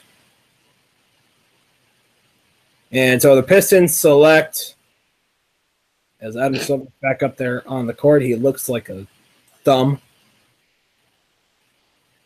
Luke Kennard out of Duke. 2 Duke players in the top 12. Love it. Dangerous sharpshooter. Huge player for the Duke Blue Devils. Coming out after his sophomore year. Knows every word from the movie Frozen, so I love it. Scored more points in high school than LeBron James. And he was the 2-time Mr. Basketball in the state of Ohio. So, bottom line, he can score the damn ball. And he's going to be doing that a lot for the Detroit Pistons. Yeah, I think it's a great move. They need that outside shot. He might be the best shooter in this draft. He's certainly going to fill a need for them. He's not as complete of a player as Justin Jackson, but Jackson was a name that had been rising up boards and has seemingly kind of stalled. So maybe there are some concerns there with him. Again, very good pick. They were almost dead last in shooting from the outside. They're getting a polished offensive player who can go in the post when necessary and is going to help them space the floor. A very good pick by Mr. Van Gundy. Yeah, and it's going to be impressive to see what this Pistons team can do. You already have Andre Drummond. You already have Reggie Jackson. You already have now Luke Kennard at the 2. And that's just a question of where are you moving on from here. Because this Detroit Pistons team, they don't have much off the bench, honestly. They have Stanley Johnson, who's shown some positive, but Tobias Harris is their 4, who's really a 3. And so we're looking at the starters right now. Caldwell Pope is a restricted free agent. So I'm expecting that Luke Kennard might just come in to fill in for him. You have Tobias Harris, Marcus Morris, and Andre Drummond as well as the starters. And then really just not great key reserves. So I think for the Pistons, it's a good pick. This is exactly what you need, and you just need to keep adding. Yeah, I mean, Stanley Johnson, an athletic guy, not as polished offensively, is a bit better of a defender. So they've basically taken 2 players to fill one overall encompassing need. Between Johnson and Kennard now, they have a full all-around player. So they're guys that they can mix and match. They might fit well together on the floor in smaller lineups. We'll see. And we'll see if Kennard is going to step in for that Kentavious Caldwell Pope spot. We'll see if the Pistons really will match any offer made to him. He certainly hasn't progressed the way they thought he was going to. You might even say he had regressed a little bit last year. So we'll see. Kennard, again, great pick for him, fills the need, and that could signal the end of Kentavious Caldwell-Pope in Detroit. Trade news that has to do with the current pick right now. The Denver Nuggets on the clock. Really need help at point guard, but looks like, according to Adrian Wojnarowski, they are moving that pick to Utah. So Utah has traded up to the number 13 pick, and the Nuggets are receiving the number 24 pick from Utah and Trey Lyles as well. Ooh. So. Utah, one of those teams that a lot of people said could be very active. They want to move up. They understand they might lose Gordon Hayward this offseason, and they wanted to make a move for an impact player to remain competitive if that's the case. If that is the case, Justin Jackson could be a fit here. They could also go with a big man now that they have lost Trey Lyles. I think a little premature to give up on Trey Lyles. Jarrett Allen from Texas could be a fit here. Justin Patton from Creighton, another fit if they decide to go big. Maybe a TJ Leaf, a guy who can stretch the floor but can play the power forward position, is a little bit better at doing what Trey Lyles was supposed to do. So, Utah making a move, trying to remain competitive in case they lose Gordon Hayward. So it'll be interesting. Are they operating under the assumption they'll keep Gordon Hayward and they're not going to draft his potential replacement? Or are they operating under the assumption that they might lose him and they'll try to draft his replacement? This move to me signals that they might be operating under the assumption that they're going to lose Gordon Hayward. So a guy like a Jackson could be a fit. But again, TJ Leaf can stretch the floor, can also address that power forward position, would make a lot of sense here. And again, some of the bigger guys, big men, are certainly in play here. Yeah, absolutely. I mean, then you also have some players that, I really, with Utah, it's a major question mark as to what you can read from their pick that might help what they take. Jay Billis says Donovan Mitchell out of Louisville is the best player available right now. And they picked Donovan Mitchell, the shooting guard out of Louisville, absolute dynamite scorer. Does this mean that the Jazz assume that Gordon Hayward is gone? It could be. It could also be a signal that, look, Alec Burks, good player. He can become expensive very soon. And some of the guys that they have at the guard position either haven't turned out the way they thought they were going to, like Trey Burke and Dante Exum, or, they're afraid that they might lose a guy like George Hill. George Hill? Yeah, George Hill in free agency. So you can operate under either assumption. They could be operating under the assumption that they're going to lose Gordon Hayward. They could be operating under the assumption that they might lose their starting point guard. Confident they're keeping both of them, and they're just trying to address a perceived need. I think they should have gone big man here, especially by losing Lyles. But again, that is something they could address in free agency, pending on Gordon Hayward. If Gordon Hayward remains and signs a monster contract, they're going to be limited in what they could do. If he leaves, they could get creative for a Blake Griffin, a Paul Millsap, a player like that. So, we'll see what happens. Gordon Hayward really is going to dictate where this team goes. But Mitchell, I think, is a good pick either way. He fits on this team. If they lose Hayward, he fits on this team if Hayward decides to stay. And he's a great also defensive player as well. Trey Lyles was a first-team All-ACC defensive player. So, I mean, this is definitely a good fit. Regardless of where he goes, he can shoot and he can defend. And that's exactly what teams are looking for. Yep. I'm certainly happy for him. His dad is a director of player personnel with the New York Mets, so I've heard a lot about him because they talk about him sometimes on the Met broadcast because his dad is around.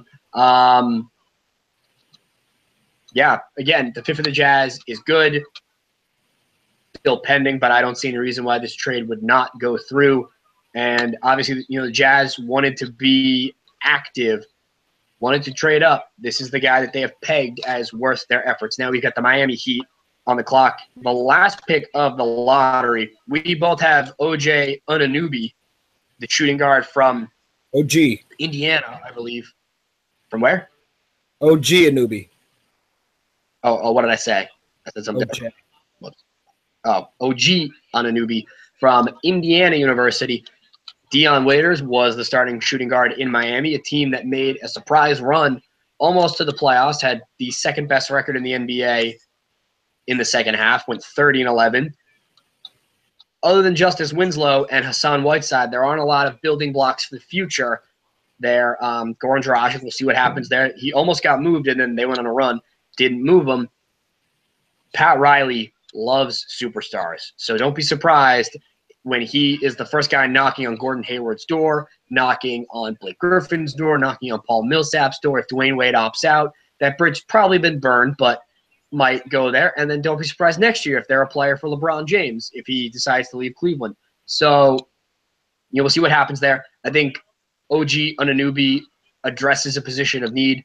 Dion Waiters, I don't think, is a starting caliber shooting guard, and I don't think they should overpay to retain his services. But we'll see what happens.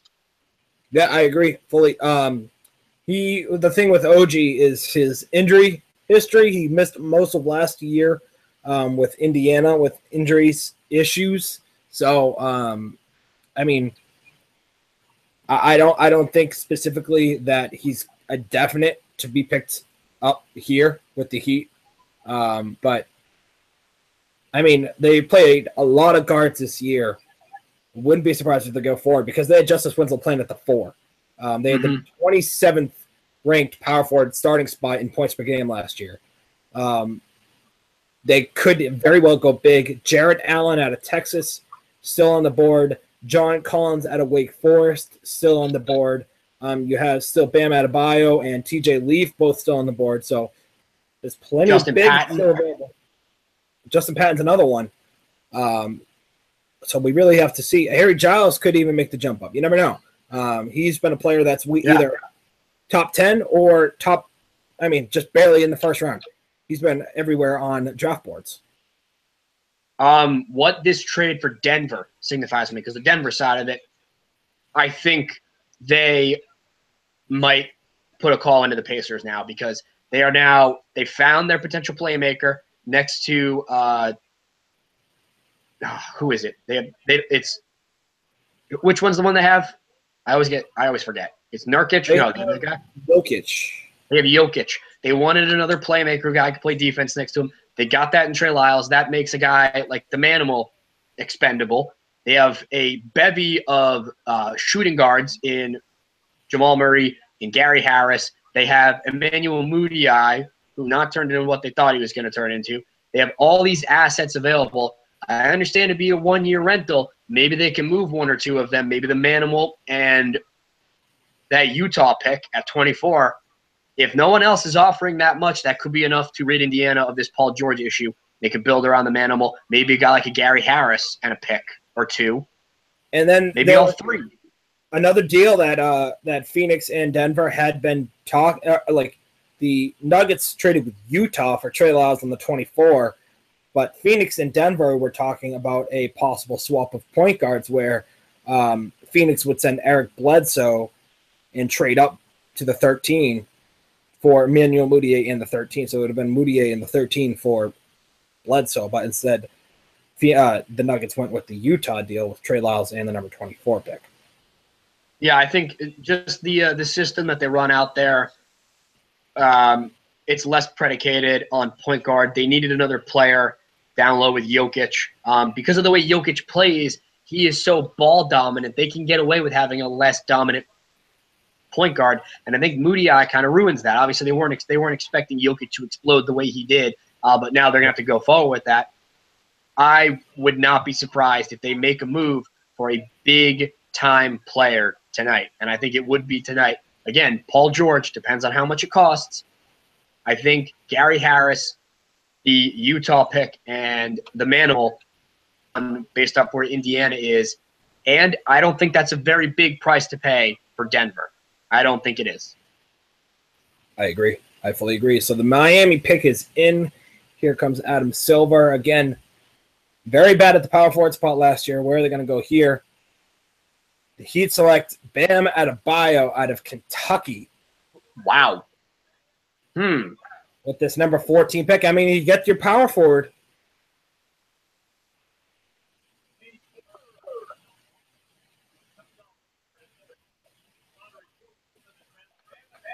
So Bam Adebayo out of Kentucky going number 14. Just looking at his stats from Kentucky his freshman year, 13 points, 8 rebounds, and a player efficiency rating of 22.3. Another Kentucky player going in the top in the lottery. That's 3 Kentucky players in the lottery this year. Smith Jr., Monk, Fox, and Adebayo. He is almost 20 years old, 6'10", 7'2" wingspan. My goodness. Yeah, that is a big kid, almost a block and a half per game. One thing that concerns me, he doesn't really stretch the floor all that much. That might be that's going to be a clunky fit down low with a guy like Hassan Whiteside. I think TJ Leaf might have fit better. Justin Patton has a little bit more of an outside jumper. So they're going to have to make this work. A guy who excels down low but also operates in the same space as your superstar Hassan Whiteside. So that fit for sure. My goodness, is he a great defender? When you have a 7'2" wingspan, you should be good at defense, and he certainly is. And he's huge on the boards, 8 rebounds a game at Kentucky. He certainly could be a big help for this Miami Heat team. But I agree with you, the clunkiness down low is going to be a factor. When you look at Miami right now, you don't see much offense. Bam Adebayo and Hassan Whiteside down low. That's not much. You can't stretch at all. You can't stretch that floor whatsoever. So it'll be interesting to see how it really goes from here. Yeah, so I believe the next pick has been traded. So the Portland Trailblazers will be picking for the Sacramento Kings. That is where the proposed trade rights of Zach Collins to Portland in exchange for 15 and 20. So Portland will be making the pick. However, they will be making it for Sacramento. So this pick will not count for our bet. We both had TJ Leaf going when it was Portland. Could still be a fit in Sacramento. I think they might go a little bit bigger as there's a big void down low, and I don't think Willie Cauley-Stein is really the answer. Yeah, I mean, Sacramento, I said this earlier, and I'll say this again, they have a lot of issues. There's not even a question about it. They traded away DeMarcus Cousins, and they got the guards in Buddy Hield, but that's it. They really have nothing else that they can really work with. I originally had them taking De'Aaron Fox, I believe, right? Did I have them taking De'Aaron Fox? Yes. I had De'Aaron Fox going number 5, and he went there. But the number 10 pick, I had Lauri Markkanen. So I had a big going there, but they didn't take it. So now it's really a question of what are they going to do here? They're, of course, so Portland picking for them. Yeah, I think TJ Leaf, I think, is still a fit here in terms of, Markkanen power forward, stretches the floor. Power forward who stretches the floor, not as well, but certainly stretches the floor. But for the Kings, I mean, you have to hit on 15 and then on 20 because this is essentially what you traded DeMarcus Cousins for. When it is all said and done, you will have traded DeMarcus Cousins for Buddy Hield, whoever you take at 15, and whoever you take at 20. So the pressure's on. There was less pressure at 10 because you were still in that top tier of players. Now you really have to grab some good players here. So do they go with a more veteran guy like TJ Leaf, lower ceiling, but certainly a higher floor? Do they take a risk? I don't know what they're going to do. I 100% disagree with them trading back. They should have stayed at 10. Unless they were banking on Markkanen being there and they said if he's not there, let's just trade back. But they really have to hit here, or what was already a terrible trade on their behalf is going to look worse. Yeah, I mean, at 10, there was still Zach Collins, Malik Monk, Luke Kennard. Who was it that just went? Bam Adebayo just went. So those are a lot of 2 guards and 2 forwards that could have been there. Or who went to the Nuggets trade to Utah? That was Zach Collins, right? No, that was – who the hell? That was Donovan Mitchell, yep. So that was a lot of guards that they missed. Also Adebayo and Zach Collins as well. So Sacramento making pretty much their future in this draft. and it's not going to look good. I had them originally sticking with the big at 10. We'll see if they stay big at 15 now. John Collins would be another possibility here to Wake Forest. I don't really see them. Do you really see them going with like a small forward? I mean, Justin Jackson's still there. They could. It has the potential to be a good fit alongside Buddy Hield and De'Aaron Fox. I think they really got to go big. They really need a big guy to complement Willie Cauley-Stein, who is going to be their starting center going into next year. So I could see a guy like TJ Leaf, a guy who I think you could be a little bit more certain about in terms of what he's going to give you right out of the gate. I think he would still fit here, certainly. I think they have to go big. Even Justin Jackson, I don't think makes a whole lot of sense for them. Tyreek Evans is currently their small forward, right? And Rudy Gay? Yes, he's back. Rudy Gay, I don't expect him to be back there. So we'll see. Again, the proposed trade right now, the Kings would get picks number 15 and 20, and the Trailblazers would receive the draft rights to Zach Collins, who was selected out of Gonzaga with the 10th overall pick, and the commissioner. Let's see who Portland takes for Sacramento.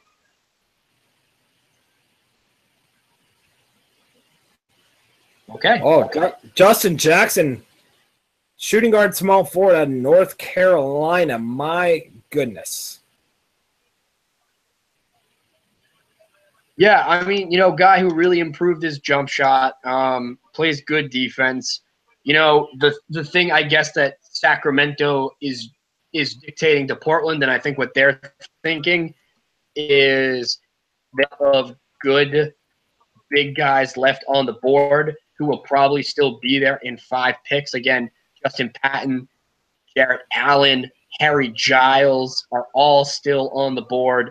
So their thinking is probably there are still 3 pretty good big guys left.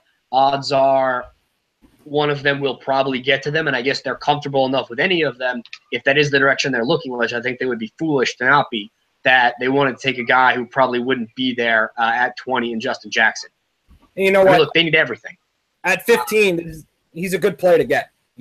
He's the ACC Player of the Year, knockdown 3-point shooter, played huge in the NCAA tournament. It's a great pick for any team to get him. Yeah, I mean, this was a guy who was getting looks by teams in the top 10. Dallas was looking at him. The Knicks were looking at him. Minnesota was looking at him. So he's a very good talent. And at 15, good fit. The Kings just need players. So far, that's a good start. So next up, technically the Chicago Bulls at 16. However, they'll be making this pick for the Minnesota Timberwolves. Again, the blockbuster of the night so far, the proposed trade that will be sending Jimmy Butler to Minnesota for the number 7 pick, which Henry Markkanen, as well as Chris Dunn, who was a lottery pick last year, and then Zach LaVine. So just another note on the Kings pick with here for Jackson. Think about it. You have Fox, Hield, and now Jackson. That's a very athletic. Yeah, that's good. It's athletic, and they're also complementary players. Fox is a guy who's going to look to drive most of the time.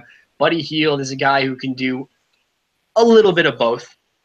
Mostly will stay outside. Justin Jackson is a guy who can also do a little bit of both. Certainly improved his jumper from 3-point range, but can also play down low in the post when he needs to. So it's 3 young athletic players who complement each other. So now those 3, I assume, will be the starters. Tyreek Evans, if they keep him. Rudy Gay is probably gone.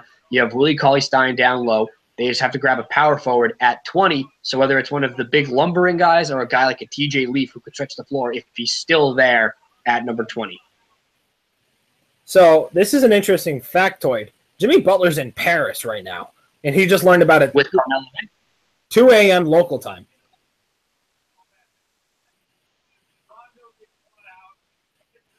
So Tom Penn is talking right now on ESPN, making good points where Dunn and LaVine are probably going to go right into that starting lineup. You probably have absolutely picking up his $24 million option. So that's Dunn, Levine, and Wade at the 1, 2, 3 spots. Then you pick up Markkanen as well. If Wade doesn't really, not Markkanen, excuse me, but going to the Markkanen. Sorry. So you have Dunn, Levine, Now, Markkanen, and then now you're saying, Lopez, right? yeah, Mirotic probably gone, Lopez probably gone. They're saying Wade probably a buyout candidate. It's clear they're ripping it down. Again, don't know if legally he has picked up his player option, but even if he did, I think they'll probably buy him out to get him off the roster, let the young guys play. And this is something important to note. If he's bought out, that means Dwayne Wade will still be receiving a significant sum of money from the Chicago Bulls, making it more likely he could take a mid-level exception-esque deal. Again, mid-level exception. Whoa, it's about $5.7 million. Team that could offer that to him, the Cleveland Cavaliers. A team that needs more consistent shooting guard play, the Cleveland Cavaliers. A team that employs his best friend, LeBron James. If Dwayne Wade is bought out, this could be his one-way ticket from the Chicago Bulls to the Cleveland Cavaliers. But now remember, for this pick number 16, this is going to Minnesota, correct? This pick is going to Minnesota. So Chicago took Markkanen. Minnesota, they could use some big help, right? I'm sorry? They could probably use some help with some bigs, especially down low. Yes, they could. I would expect a big guy here. Justin Patton, a good fit. TJ Leaf could be a very good fit, depending on how they want to play this. That would give them, another outside shooter. I would expect them to go big here. You know what? They're probably still going to grab a pretty good big guy with this pick, so they really might have won this trade. By the way, reported by – where is it? By Nate Duncan at Nate Duncan NBA. The Chicago Bulls and Dwayne Wade, it is believed they have started buyout negotiations. Dwayne Wade is actually also in Paris with Carmelo and Jimmy Butler, so he's probably not very happy right now. Probably on the way out again. Would not be surprised if he's on his way to Cleveland. Wow, that's going to be insane. So, top 5 team in the NBA, or not in the NBA, in the East right now, easily the Minnesota Timberwolves. Wouldn't you think? Are you saying Minnesota top 5 team in the West next year? Yes. Yes, no question. Butler, Towns, Wiggins. Wiggins, who are they taking here? They already have Rubio, Justin Patton helping out the bigs. I like it. I like it. I'm officially scared of the Minnesota Timberwolves. He's a great fit. He could play center, and Towns can move to power forward sometimes with his ability to stretch the floor. That was – you took the number 7 pick where you might not have gotten a guy – you would have gotten a guy with a higher ceiling, but a guy who might not have fit as well. You took a point guard that you, even after 1 year, it looks like you might have given up on, and a guy coming off of an ACL injury who has really been playing without a position and is just a pure scorer. You turned him into a top 15 player in the NBA who's under a team-friendly deal for a few more years. Guy who can stretch the floor as well, can play power forward, is going to be a great fit next to Karl Anthony Towns. Wow. Wow. Go you Minnesota Timberwolves.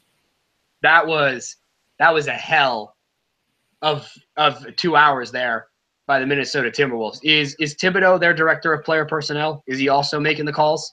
I will look it up.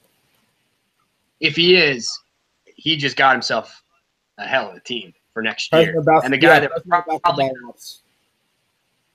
probably going to be facing in the finals in a couple of years, the Milwaukee Bucks, on the clock now as well, finding out that they will retain their big man, Greg Monroe, as he picks up his player option going to next season.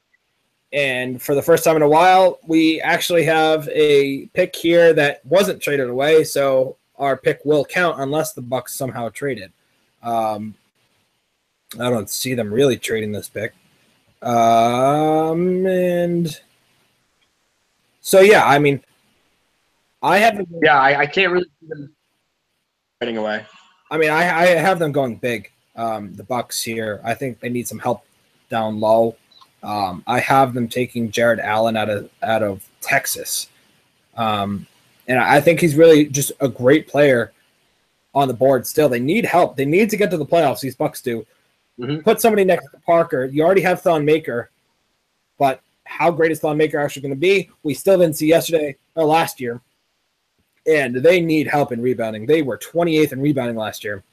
Mm-hmm. Jared Allen will give you rebounding. Yeah, I also had them going big. I had Justin Patton going, so fortunately he's gone. So I think Allen's probably a pretty good fit here.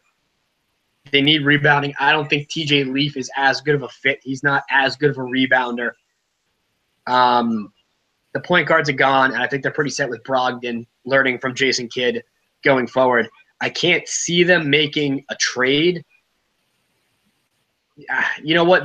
I could see them making a move potentially with Denver if they wanted to acquire Kenneth Faried. They might be able to do it for just this pick, and that'll give Denver another asset that they could potentially move in a Paul George trade. If they can acquire this pick for, say, Kenneth Faried, they could package the Utah pick at 24.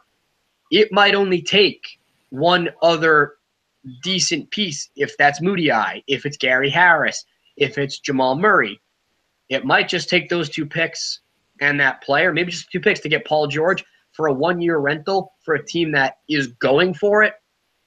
That's not the worst idea. And who knows, if they're good, convince PG-13 to stay. Right. Slim chance, but there's a chance.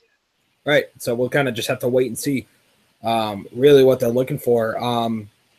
There's a lot of bigs on the board right now. That is the main focus left. You have Jared Allen. You have Harry Giles. You have Ike Enigbu. You have Isaiah Hartenstein.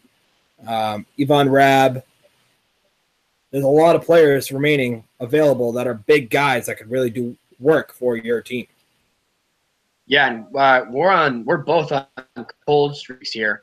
We have not had a correct pick since number 9 when you had Dennis Smith Jr. going to the Mavericks.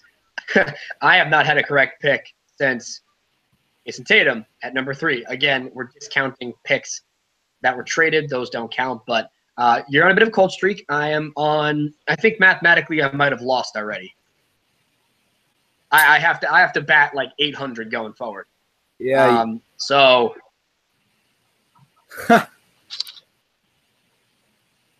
this is a conversation I kind of want to get into.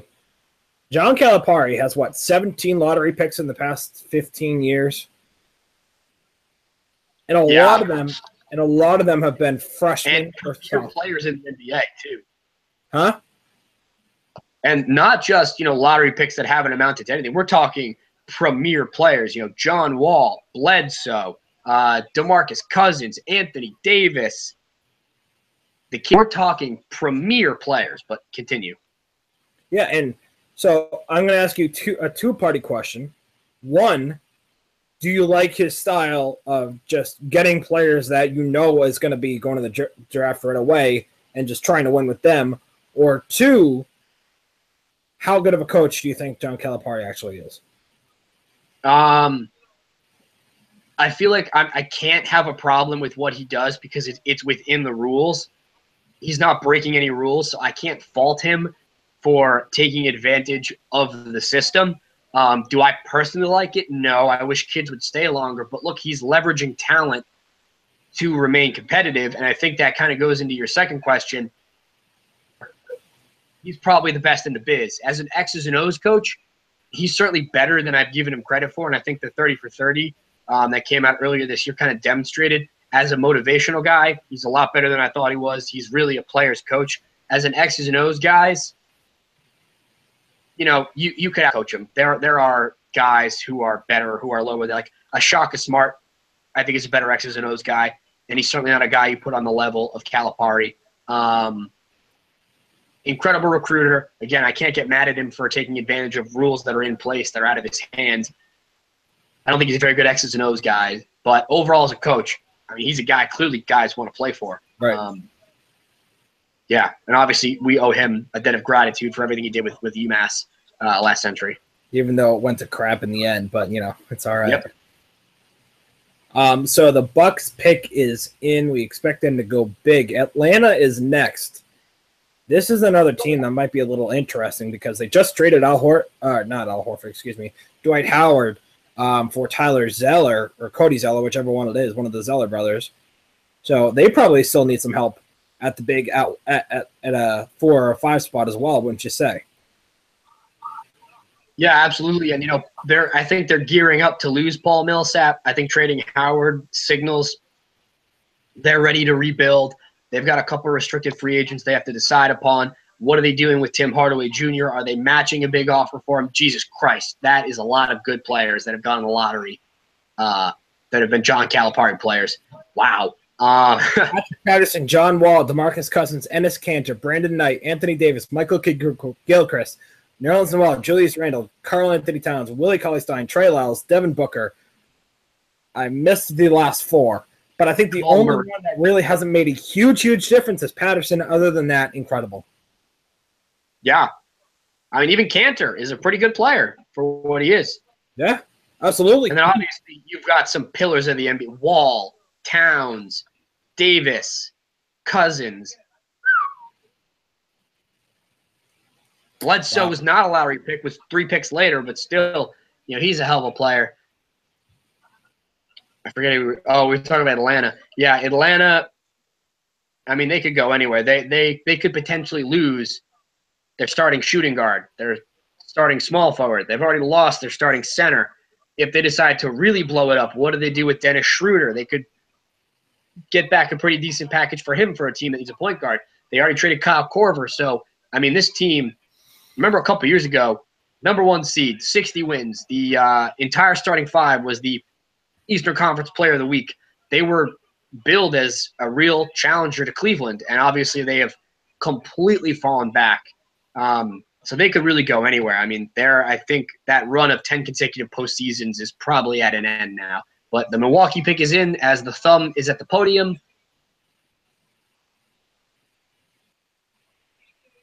Wow. What?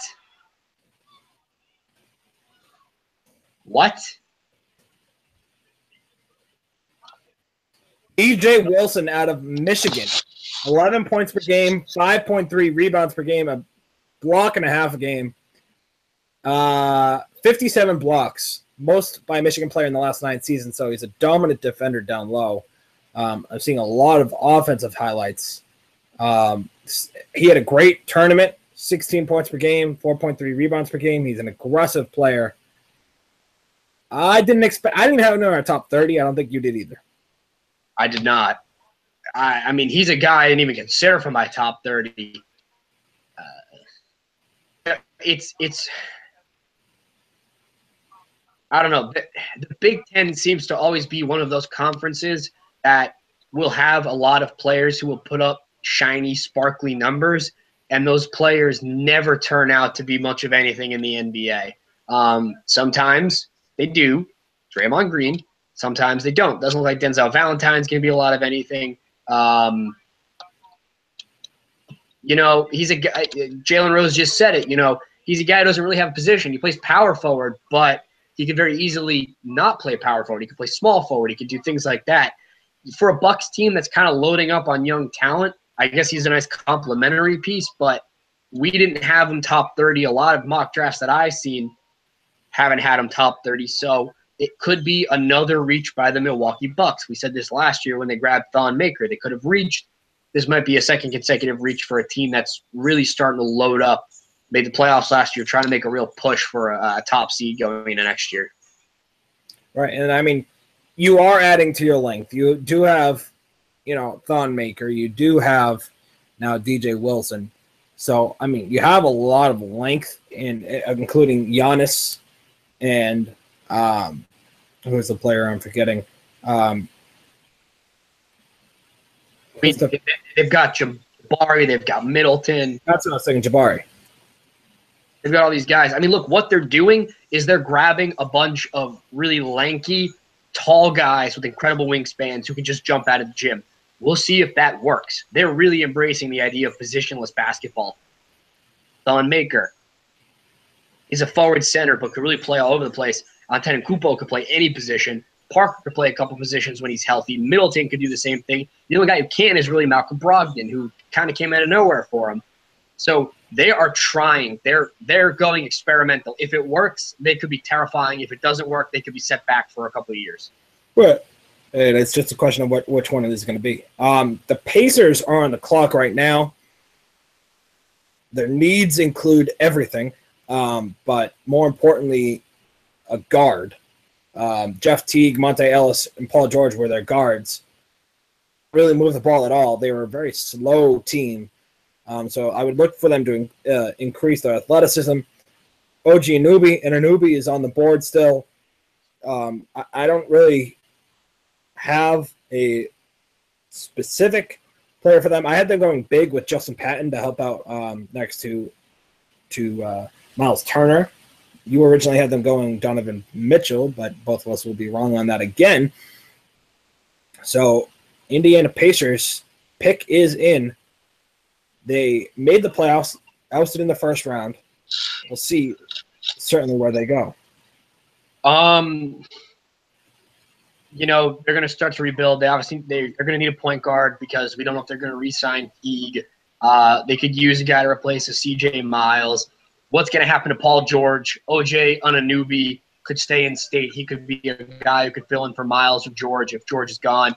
They could go big. They could put someone next to Miles Turner.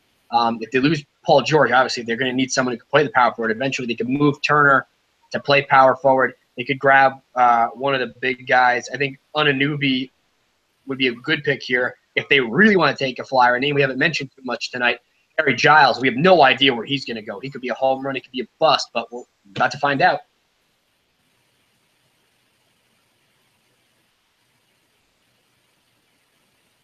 And there goes TJ Leaf, the power forward out of UCLA, the sharpshooting power forward out of UCLA, going to the Pacers.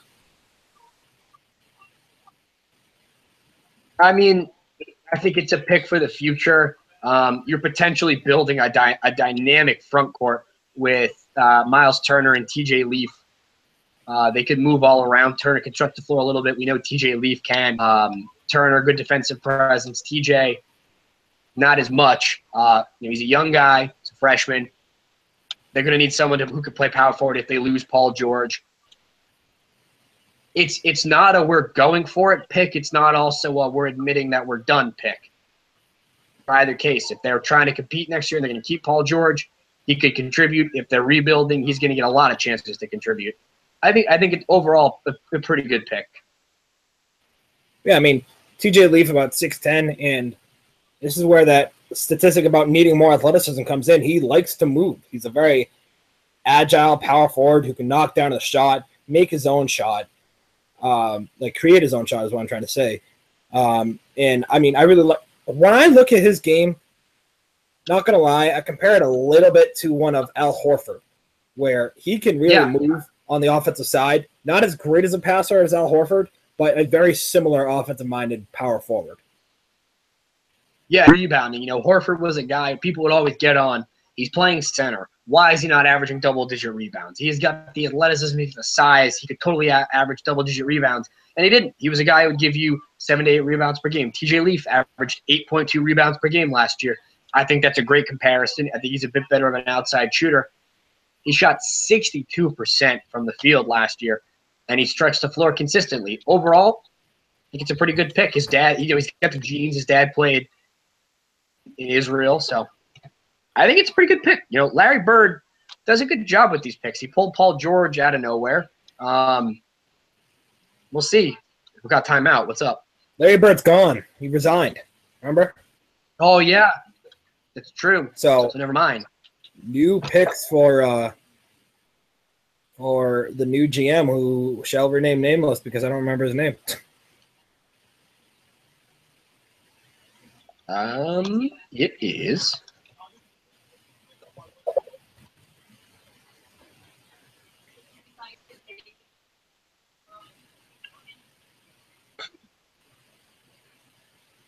I don't know. Who is their general manager? I have zero clue, to be honest with you. Their general manager is Kevin Pritchard. Alrighty then. I mean, I like the pick, so good for him. We have a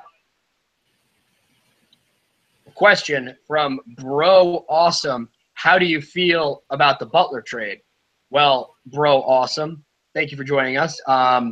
We mentioned it a lot. I think it's a win, especially considering the player that Minnesota is going to end up getting with that 16 pick from Chicago. They've made themselves a free agent destination.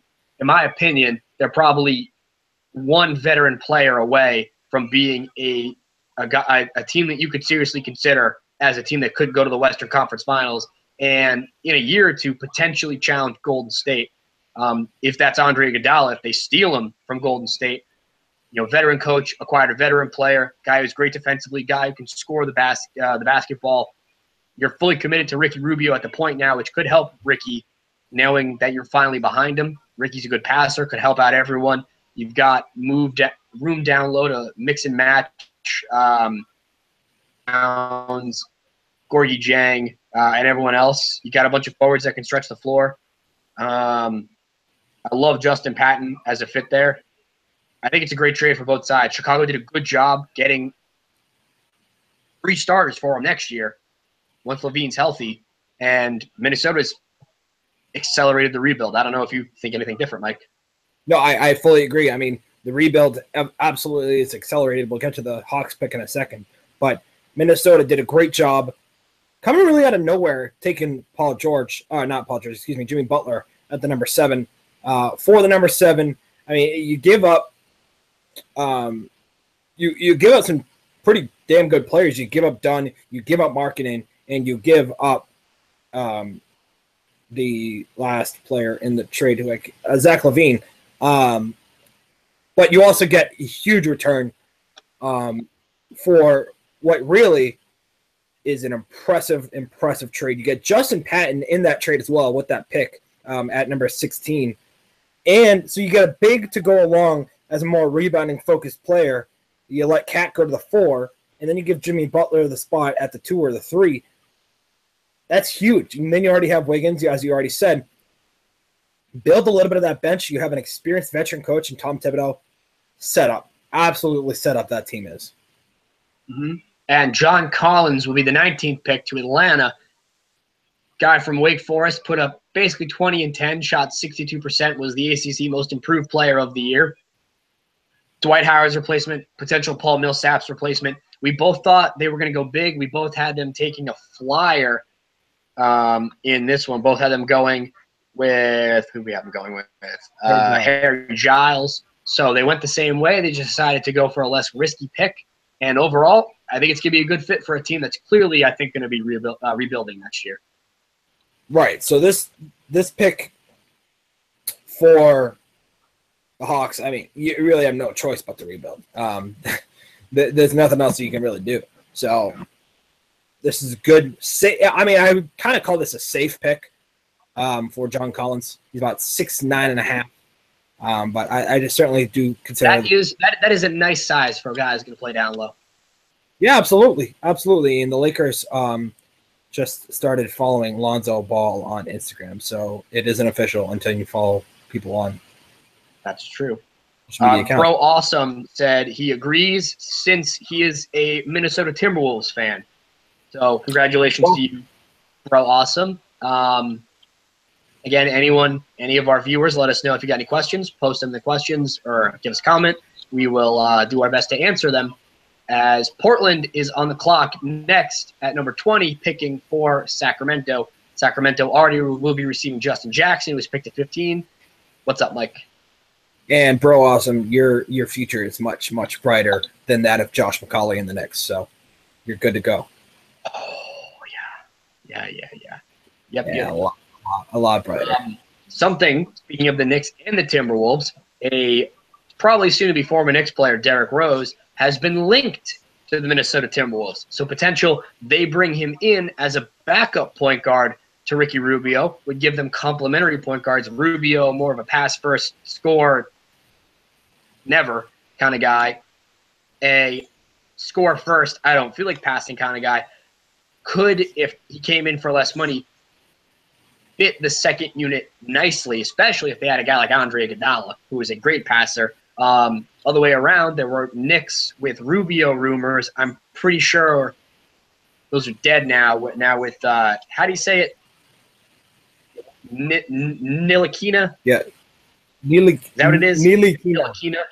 Yeah, Ntilikina. So those are probably gone. So Derrick Rose could be a potential backup point guard option in Minnesota. Bro, awesome. We'd love to know what you think about that. So definitely leave us a comment about that. So one thing I want to mention right now, Portland Trailblazers on the clock, right? Mm-hmm. Well, technically, but for Sacramento. For Sacramento, again, that proposed trade. So Sacramento already picked De'Aaron Fox. Mm-hmm. They already have Justin Jackson. Would not be surprised if they go big here. I think they have to go big here. Yeah, absolutely. But to be honest, you traded DeMarcus Cousins, and you get Buddy Hield, De'Aaron Fox, Justin Jackson, and maybe who else is left? Harry Giles or Yvonne Rabb or Isaiah Hartenstein or someone like that. That's pretty good. I'm not going to lie. That's a pretty good young team that you got right there. I mean, they're still not going to be great, I don't think. They're too young and inexperienced. But Justin Jackson, De'Aaron Fox, and maybe a player like Harry Giles, huge help. Yeah. So speaking of the Kings, we both had them going big here. The players that we have are gone. I could see Rab going here. I have a feeling I could see them trying the international pool with Isaiah Hartenstein. I think they might be swayed by his size and potential abilities there. Out of Germany, I believe Hartenstein is. Most of the big guys are gone, but we're about to find out. Another Dookie, Harry Giles, going to Sacramento. So Sacramento has turned DeMarcus Cousins into Buddy Hield, also into Justin Jackson, and now Harry Giles. They already had the number 5 pick, if I'm not mistaken. So De'Aaron Fox already coming as well. So as a Duke fan, I saw a lot of Harry Giles, not as much as I would have liked to for Giles, because he missed the first 11 games of the year with injury, but he really started to show up at the end of the year. Physical player down low, is not afraid to body people. Very, very talented young player. But the more experience he gets, the better it will be for Harry Giles. He's an injury risk, absolutely. But he's certainly going to be a huge help for the Sacramento Kings, who really have nobody down low except for Cauley-Stein. Yeah, I mean, this was the number 1 recruited at high school beginning of last year. I mean, he could have been the number 1 pick. A lot of people are saying if he was healthy, he would have been the number 1 pick this year. We didn't get to see a whole lot of him. And for a Sacramento team that's going to be bad for a while, he's going to have a chance to play and show off what he's got. I think he's a day 1 starter for him next to Willie Cauley-Stein. We'll see how that fit is. If it doesn't fit well, I don't think they're going to be afraid to ship Cauley-Stein out. Yeah, I agree. I mean, I think it's a good fit for him. I think I'm a little more underwhelmed with what is going to end up being the return for them on Cousins. It's going to end up being Buddy Hield, Justin Jackson, and I think they could have done more. And Tyreke Evans. I think they could have done a little bit more had they stayed at 10. But they have a potential very good players. These could be 2 not so good players. I think Jackson is a little bit safer. I think he might become something. Giles, it could be a home run. It could not. But at 20, see, here's the thing. Normally at 20, risks because you're a playoff team and you're just going for best available, best fit. But the position the Kings put themselves in, making that trade and now making this trade again to have 2 picks instead of the 10th pick, they really have to hit here. They're going to be scrutinized more severely than a team at 20 normally would. So we'll see what happens. Right. I agree. I certainly do agree. I mean, so now you look to the number 21 pick in this draft, and the Russell Westbrooks are on the clock with the Oklahoma City Thunder, because that was literally all they had last year. That was it. And it's Cantor as well. But they really had nothing else. So I certainly do believe for the Thunder that they could really take anybody. Originally, I had them going Luke Kennard here. He went way earlier. You had Bam Adebayo, also went way earlier. They could go either way here at this spot. Yeah, they could. They led the league in rebounding last year, so I don't think they really need down low. I'm trying to look to see who's left in terms of some of the shooters. Not a whole lot. It would be Ferguson, Jawan Evans at Oklahoma State. He's more of a passing point guard, I believe. Frank Johnson's another player, and Frank Mason, both passing point guards, though. Yeah, I think Ferguson could be a good fit here. Was in Australia last year, so we didn't get to see a whole lot out of him, but played well from what I hear. They need 3-point help. They really do, and we both were thinking that. I had Kennard, obviously went way earlier. You were thinking along the same lines. OG Anunoby here, so that might not be a fit there. So Ferguson might be the way to go for them here if they don't move the pick to try and get an established potential player. Tim Hardaway Jr. would be a guy I would expect them to go after as a restricted free agent. While we have a few seconds before this pick is in, we do have a response. Bro, awesome. Just wanted to read that out loud regarding Derrick Rose. That would be low-key fire because even though Rose isn't the MVP he used to be, he's still an above-average point guard who could come off the bench if he could stay healthy. I would tend to agree with that. I think I'd be a good fit in Minnesota if that's what ends up happening, if he does leave New York. I think Minnesota is a team that's interested and would be a good fit. Right, I agree. So, yeah, I do agree. I mean, Minnesota is certainly set up. There's no other question about it. Especially if they get more help, especially on the bench side of it. You see a lot of these teams nowadays have more just a focus on, starters. But if you get a bench, you get a deep bench like the Celtics do, like the Knicks used to, like the Timberwolves did last year. You get a deep bench, you're setting yourself up more and more because then you have some depth to help out when you don't have the pieces in place right away. Yeah, I will just say quickly to throw a spin on here before the pick is announced and the pick is in. Taj Gibson is a free agent, was the starting power forward in Oklahoma City after was traded midseason from Chicago. If they don't want to pay up to keep him, Yvonne Robb could be a potential piece here. Hartenstein could be a potential piece here. I think they'll probably go outside. Whether Jawan Evans, they might need to back up to Russ because they got rid of Cameron Payne, or whether it is Ferguson. Yeah, I mean, I think they. I'm thinking shooter because as they're talking about right now on ESPN, they have Sabonis. You could slide in as a second-year player to that starting lineup. I'm thinking probably some sort of shooter. They could go big, but I wouldn't expect it. When you see all those reserves, you see forward Doug McDermott, forward Sabonis, forward Cantor. You got to go with a guard here. That's why I'm really thinking Ferguson will be the pick. I mean, you need a guard who can shoot, and that's what Ferguson can do. Yeah, and they were dead last in the NBA last year in three-point shooting, and certainly Dougie McBuckets was not what they thought he was going to be after they acquired him. Well, to be fair, he also didn't have a lot of time. That's true. That's very true. But there's definitely a lot of moves they can make when you go with more of a guard focus. You can bring in maybe Ferguson as this pick is being made to be able to knock down shots. And it is Terrence Ferguson. So, breaking news. Terrence Ferguson. I thought you were going to actually say something interesting. So we are at pick number 22, Terrence Ferguson. He's one of those weird players who Didn't he like skip his last year, went to go play in another country, and then came back? Yeah, he went to go play in Australia. He was a 2016 McDonald's All-American out of high school. Then he went to go play for the Adelaide 76ers, or I missed the name. 36ers, and my goodness, could he shoot the ball? Oh, yeah. Certainly playing against lesser competition, but hey, a jump shot is a jump shot. I think he's going to help Oklahoma City.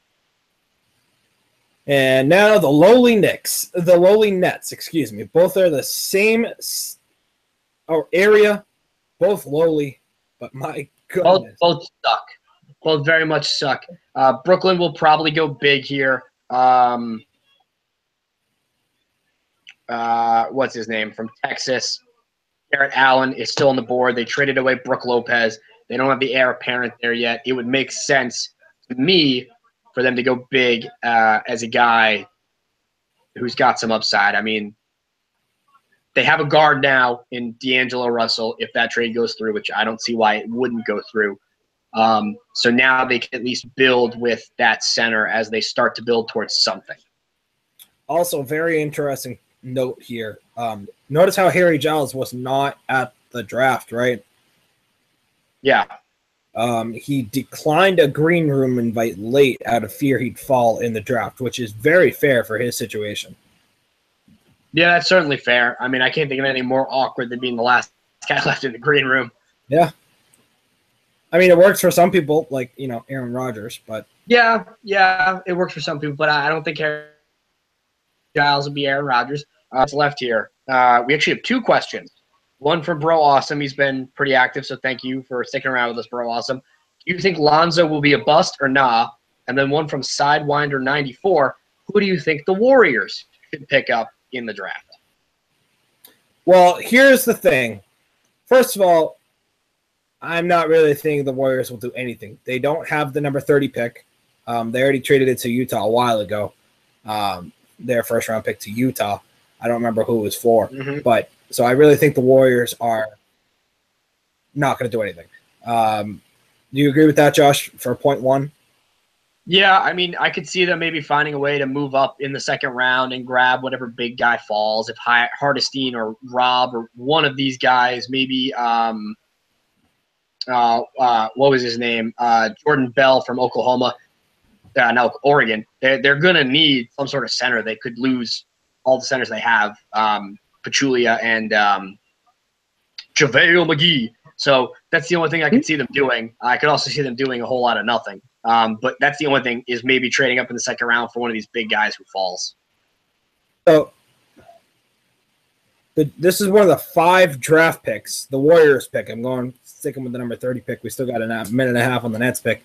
The Jazz acquired this pick from the Warriors based on the 5 draft picks the Jazz acquired as part of the 3-team sign-in trade that sent Andre Iguodala to the Warriors in the summer of 2013. Really regret that now, don't they? I believe so. I certainly believe so. Yeah, I mean, I don't think the Warriors are going to do much in this draft at all. I don't think they're really going to trade up very much. But speaking on Lonzo, I don't think he's going to be a bust exactly. I think he's going to be a talent for the Lakers, but I don't see him being anything close to a superstar potential that anybody might say for him. His shot is awful.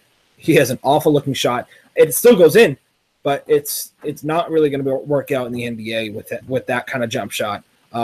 He has great ball handling and great vision on the court. So it's very possible that he becomes like an all-star talent, but I don't think he's going to become more than that. He's going to be a starter right out of the gate, possible all-star, but we'll have to see with that regardless. The 3-team trade with that pick was the Denver Nuggets traded Iguodala to the Warriors. The Nuggets traded cash in a 2018 second-rounder to the Jazz. The Warriors traded their 2018 second to the Nuggets. And then they traded Richard Jefferson, Brandon Rush, and Andres Brindis to the as well as a 2014 first-round pick and a 2016 second-round pick. the first round pick this year and the second round pick this year as well for the Warriors to the Jazz. So it was the 2 firsts, Brandon Rush, Richard Jefferson, and the second round pick. The Jazz also traded Randy Foye to the Nuggets. So a lot of picks going around was in that deal for Andre Iguodala. So that's where this originated from.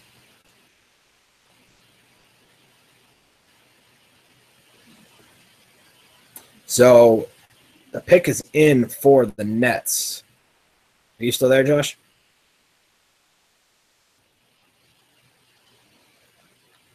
Yoo-hoo! Well, seems like Josh is dead. Josh has died. So, pick is in for the Nets. The show must go on. And we will see what might be going on here. Still some good names left on the board, especially the unreally focused on names. Jordan Bell, as Josh was saying earlier, Dylan Brooks, Taylor Lydon, great postseason players in the playoff, and not really the playoffs, the tournament for both teams. So here is the Nets selection, first round, number 22. I don't know why ESPN is putting out the Bulls Timberwolves trade recap, because that has nothing to do with this. To officiate it, Levine, Dunn, and marketing to the Bulls for Jimmy Butler and Justin Patton. So the Brooklyn Nets, I believe Josh is back. Yes, I'm back. The Brooklyn Nets have selected Jarrett Allen out of Texas with their good fit. Pick. Good fit. I think it makes a lot of sense.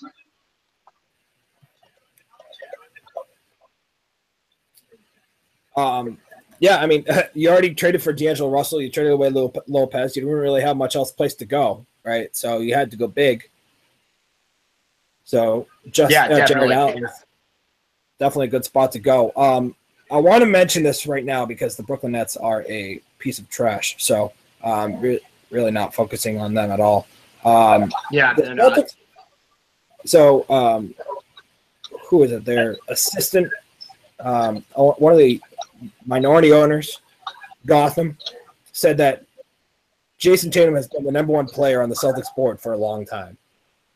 Now, my question to you is, do you believe that? No, I don't. I don't either. I agree. I don't believe that. I think that's a recent development, probably in part because Jackson wouldn't work out for him, and then I guess they decided against Fultz. I thought they were in on Fultz the entire time. But two things to wrap up with the comments, because I know you can't see them, Mike. Sidewinder94 said the reason he asked was the Warriors might lose Andre Iguodala this offseason. We checked, the Warriors don't even have a second-round pick this year, so the best they could do is potentially float a future second-round pick or something along those lines to move into the second round. Other than that, they got nothing. And our friend Bro Awesome asked about, will the Nets ever be good again after the trade for Garnett and Paul Pierce? Not for a while. Eventually, it's gonna take a long time. D'Angelo Russell is a good building block to start, but it's gonna take a while there, Bro Awesome. Yeah, no, they're not close. They're gonna be the bottom of the barrel for many years to come. I mean, it always rotates. Once in a while, it always rotates, but not a chance that they're gonna be good anytime soon. Yeah, someone just said, surprised the Hornets aren't doing anything because they're run by the GOAT. MJ, not a good executive. Picked Kwame Brown, number 1 overall. Picked Adam Morrison, number 3 overall. Has not been a good executive. He's stayed hands-off in terms of player decisions since buying the Hornets, but it's not a good executive. Just because he was a great basketball player doesn't mean he can put together a great team. Case in point, Phil Jackson, probably the greatest coach in the history of the NBA, and he sucks at putting together a team. It's so funny to hear you get pissed off about Phil Jackson. He's so bad. I don't want to talk about it. Anyway, next up, Toronto Raptors. Cavaliers to 6 games in the Eastern Conference Finals last year, and this year got run over. They could lose Kyle Lowry. They could lose Serge Ibaka. They could lose PJ Tucker. And if they do keep some of these guys, they're going to be capped out for a long time. So Mike, what do you think is going to happen here? We both had him going big. You had Ike Inugbu going, and I had the German Isaiah Hartenstein. So we were both in a big state of mind. What do we think happens here with Toronto?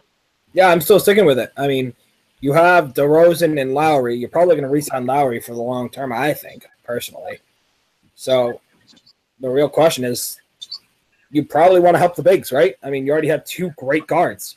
You would think you want to help the bigs. Isaiah Hartenstein, I think your pick is a good pick here. Ike Inigbu is not really great for the Raptors. I really thought about it after a while because he's more of a rebounding-focused player. But Isaiah Hartenstein, a guy that really can stretch the floor, and I think that will really help the Raptors. They were about 21st in three-point shooting. Hartenstein can shoot the ball. He can spread the floor. So I think that'll be a big help.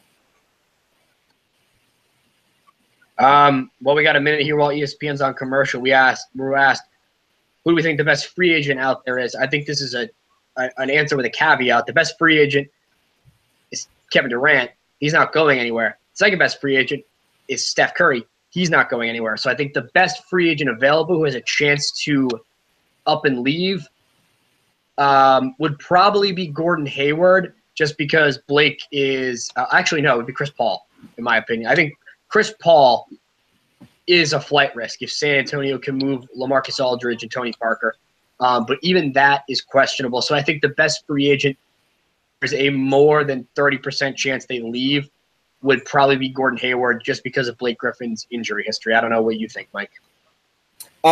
Personally, I don't think Chris Paul is leaving. That's why I don't really have him on my board. I would say Gordon Hayward, based on the balance that he has in his game, the dominance that he has on the offensive side. He can shoot from all three levels. And then I think, second would probably be Blake Griffin. But the thing is with Blake, he's an injury risk 100% of the way. He's the definition of an injury risk. So you really wouldn't know where to go there. But I do think that Gordon Hayward would probably be my number one pick. And being a Celtics fan, I really want them to go get him. I think it would be a great fit for this team. The Celtics team has a lot of small forwards, but they're really turning into the mindset of basketball is a game of 1 3s and maybe a 5. That's about it. A point guard, a bunch of small forwards, and a center. That's what the Celtics are starting to get right now. They need a center, but you look at the second unit even for the Celtics. It's Terry Rozier, Jaylen Brown, Jason Tatum, Gershon Yusubale, and Ante Zizic. And then you already have Jay Crowder as well. So I really want them to go get Gordon Hayward and knock down more shots. So the commissioner's out there right now officially announcing the trade between Sacramento and Portland. The Kings receive the rights to Justin Jackson and Harry Giles, the 15th and 20th picks respectively.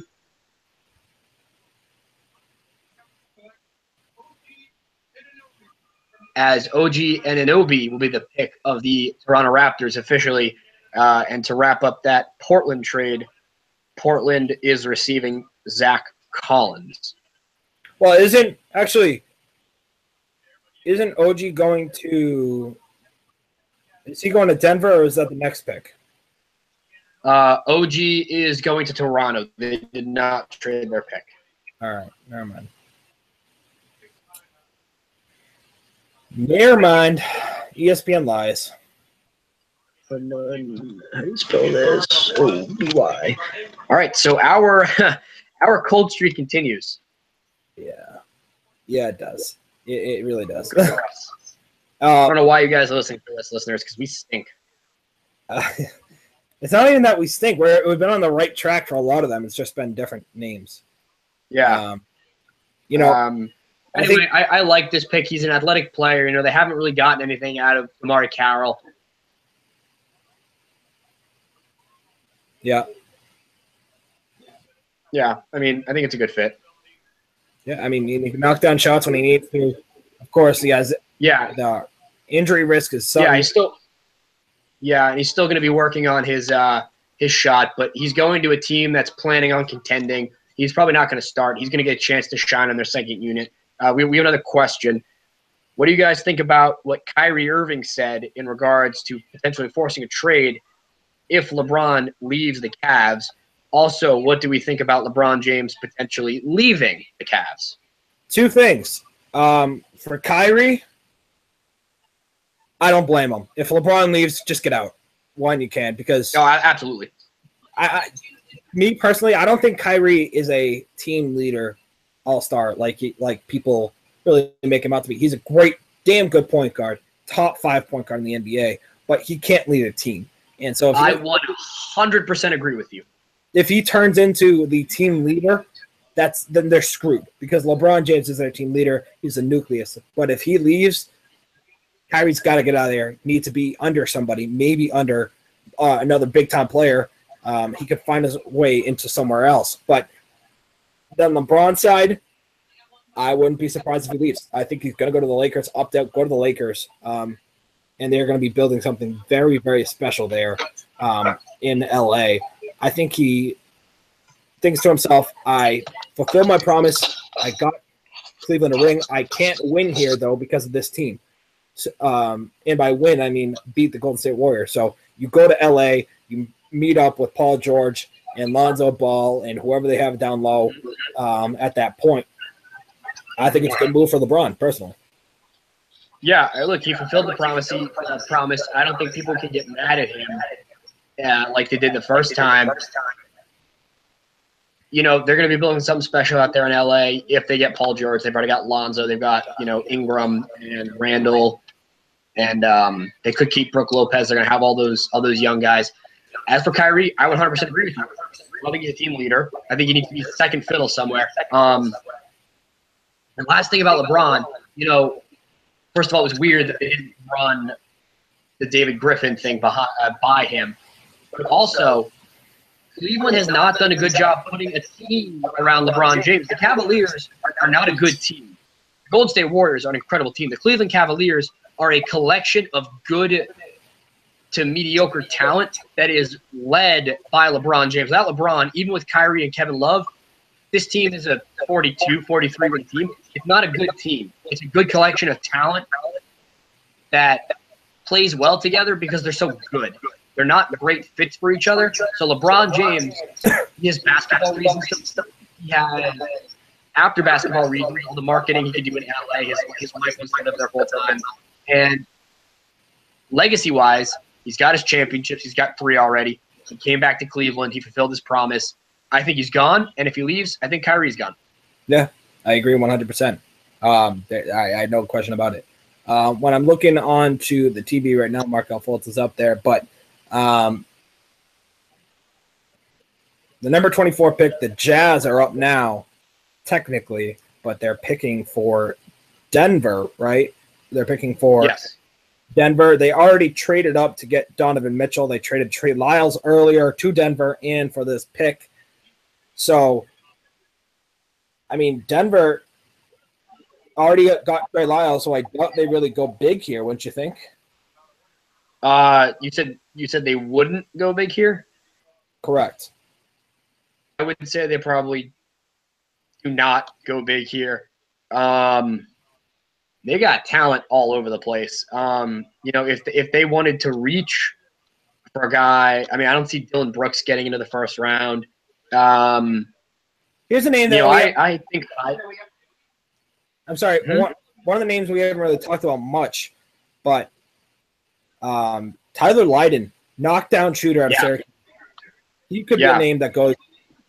I mean, he's exactly what they need. They need some scoring, and they don't have any of it, really.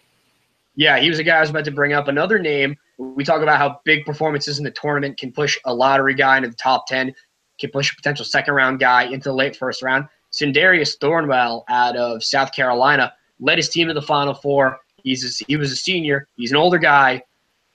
He has a lower ceiling but has a higher floor. This guy's a leader. He's just a damn good scorer. He finds ways to score the ball. For a Jazz team that is trying to contend, is going to need older players who can come in and contribute right away, regardless of what happens with Gordon Hayward and Joe Johnson. He's a guy that I don't think would be a reach at 24. I think he would be a nice fit for him. I think Lydon would be a great fit as well. Knockdown shooter. We haven't talked about him enough. I would think either Leiden or Thornwell. But I would agree. I don't think they're going big. Although I don't know why I just talked about the Jazz all that because this pick's going to Denver. Right. So, I mean, Denver's shooting guard right now is Gary Harris. So, and then they have Jamal Murray as well. But I think Tyler Lydon would be huge here. He can knock down shots as a power forward, but he can also play big too. So, yeah, actually, Thornwell makes a lot of sense for me here because he's a guy who can also run the point, and Emmanuel Mudiay has now worked out. However, he still has a lot of value as a young guy who is still working on things. I don't think he fits Denver's system. If they grabbed a guy like Thornwell to be their point guard in a rotation with Gary Harris and Jamal Murray, really just a guy to run the offense when Jokic isn't holding the ball, that could allow them to move Murray. They can move another draft pick. They can move the Manimal. I've said it a couple times. That's not a very big price to pay for Paul George, even if it is a one-year rental for a Nuggets team that is just trying to go for it. And you know what? Even if you get Paul George and you were to lose him, if you compete, and I mean really compete, I mean get to the Western Conference Finals, even if you get smacked by Golden State, you set yourself up as a free agent destination, as a team that should be taken legit, that could just be one player away. So I like Sindarius Thornwell here a lot. I also think Leiden would be a good pick. Another question I just came up with is, do you have an idea yet? So the Nuggets traded this pick the Jazz traded this pick in Trey Lyles to get move up and take Mitchell. Do you think that's a fair trade? Repeat that. Do you think that's a fair trade to trade Lyles and this pick for the number 12 or something? What was 13? Tyler Lydon. So there you go. Good for you. Off the board. No, I don't think it was a fair trade. I wouldn't have given up on Lyles that early. I think Denver got the perfect piece they needed to complement Jokic. I don't think it was a fair trade. I think they took advantage, and now they're going to get another piece that's going to fit them really, really well when one or both of those guys is off the floor and Tyler Lydon out of Syracuse. So Denver is making some moves tonight and is taking advantage of the Utah Jazz. Yeah, no, that's fair. That's a fair reasoning right there. I mean, Tyler Lydon is an exciting player to watch too. He can do it all. So I really do think that he's going to be huge for Denver. And your point to being good with Jokic down there, being a good asset against him, next to him, I should say, is huge. I agree with that completely. Mm-hmm. All right, so the Orlando Magic, their second pick of the first round, they surprised a lot of people back at number 6 when they decided that Jonathan Isaac was going to be the guy they were going to go for. Mike, they needed three-point shooting. They probably needed another ball handler. I would say they are set in terms of big men. So that would take, Rab and Hartenstein and these guys probably out of it. Leiden's gone. Could you be reaching for a Josh Hart or a Dylan Brooks here? I mean, where are they going to go? Because the one need they have, the two needs really a point guard and three-point shooting. Not a whole lot of either left that are really first-round talents by most people's evaluations. Right. Yeah, I mean, they're kind of in a tough spot here where they really don't have much of a place to go. I mean, they already went small forward, which nobody expected them to do. I think they kind of pigeonholed themselves into this spot. Not really a fan of where they are currently, but I mean, they really just need help everywhere.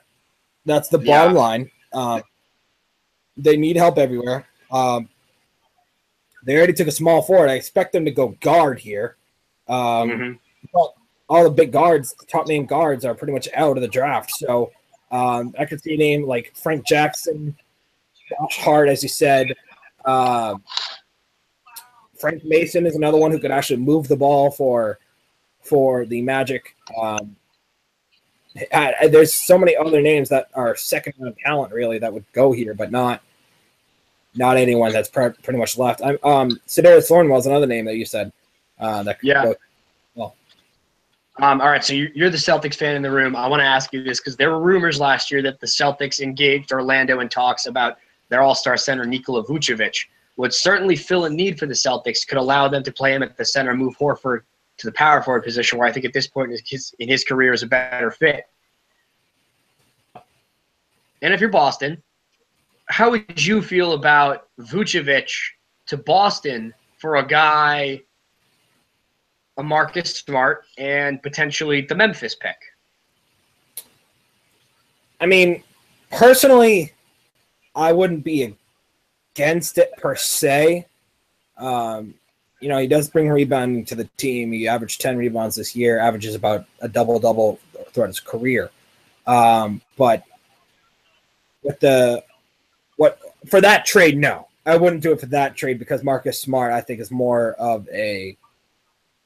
more than who can give you, especially on the defensive side.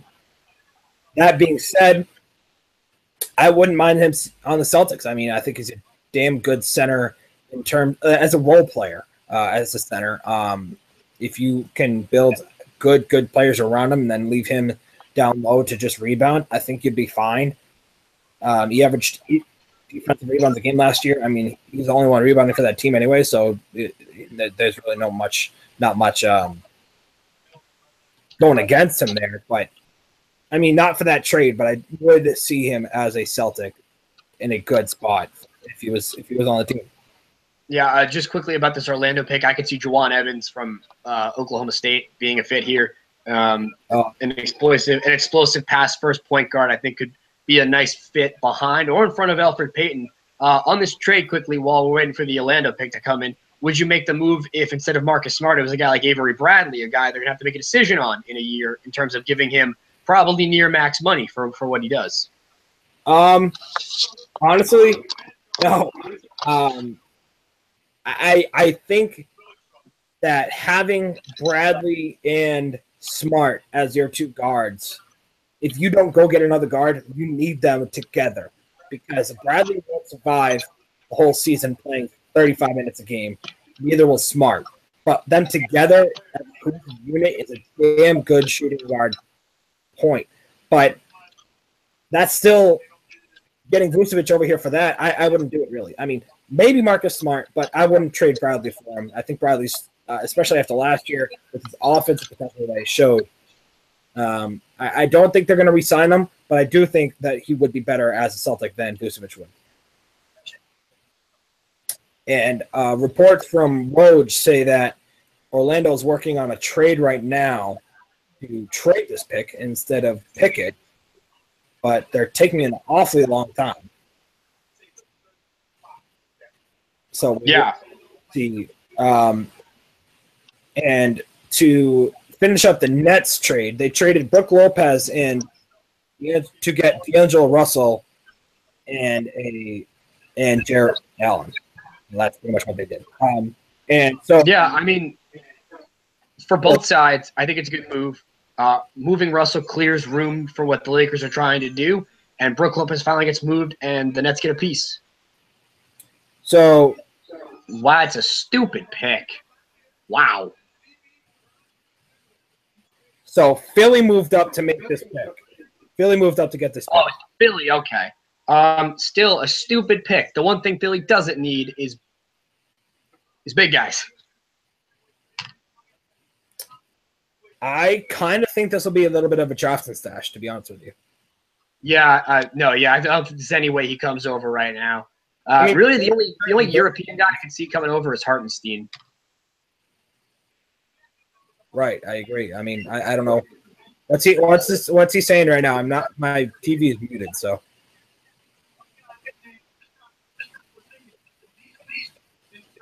What's up?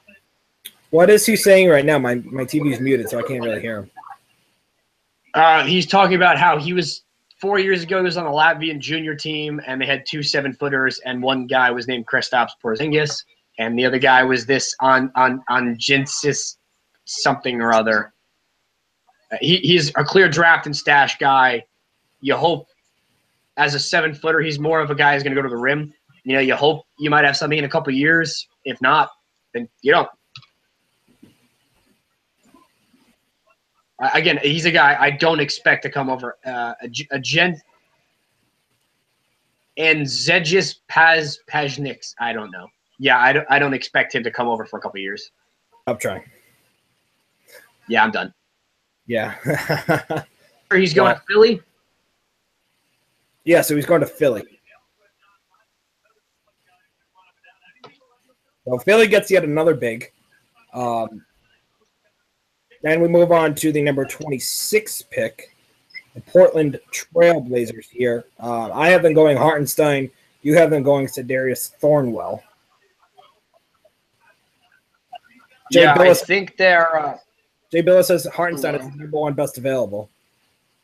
I think they're good down low. They have Nurkic. They have Collins now. They got in the trade.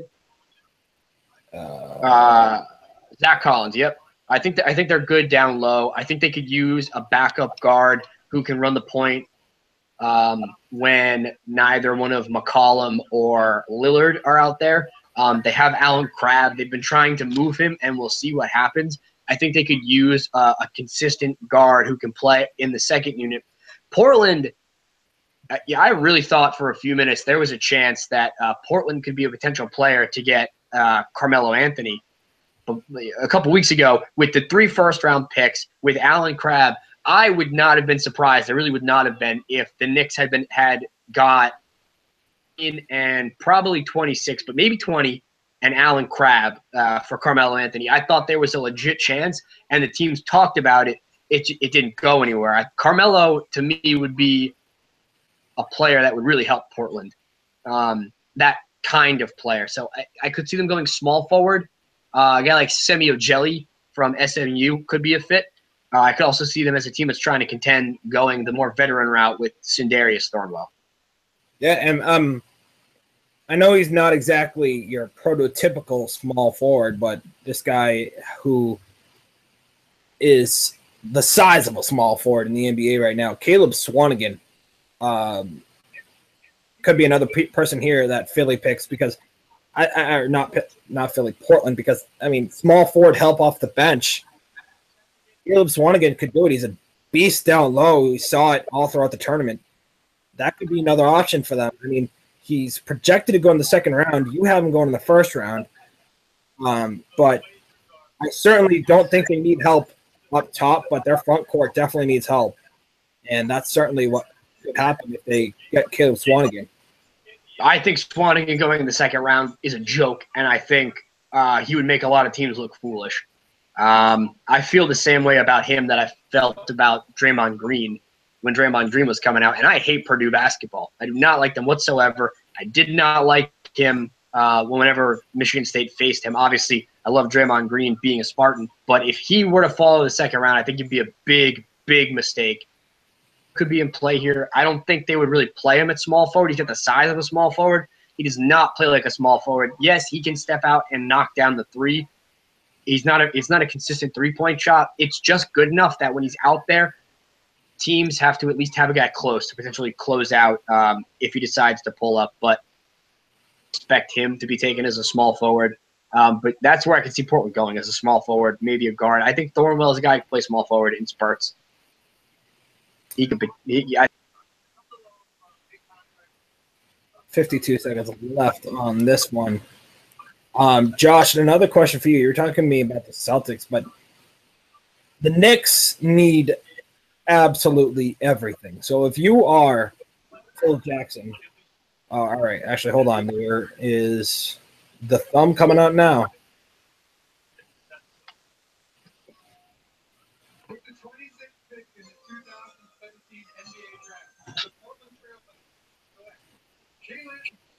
Wow. Jesus Christ. I am a genius. You nailed it. Oh, man.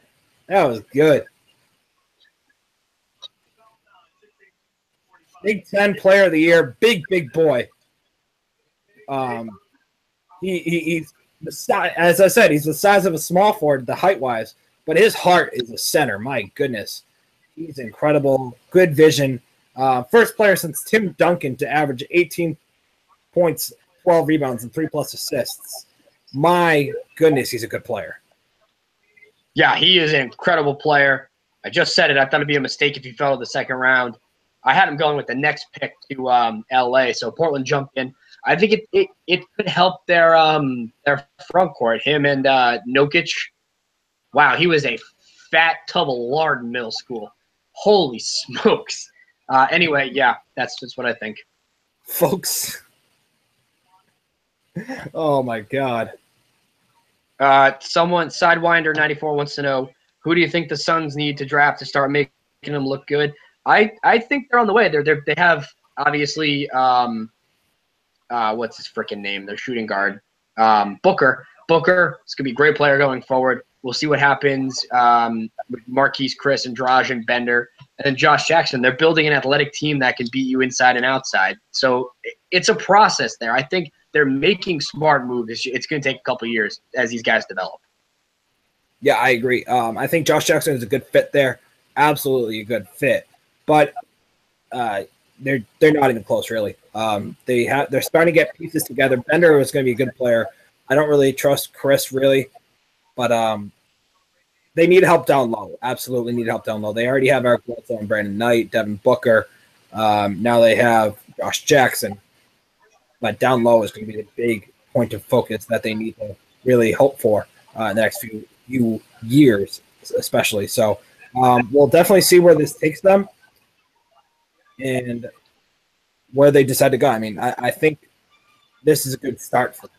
Yeah. All right, so next up we have at 27 the Brooklyn Nets picking for the LA Lakers as a result of the Brook Lopez and D'Angelo Russell trade that is still not official yet.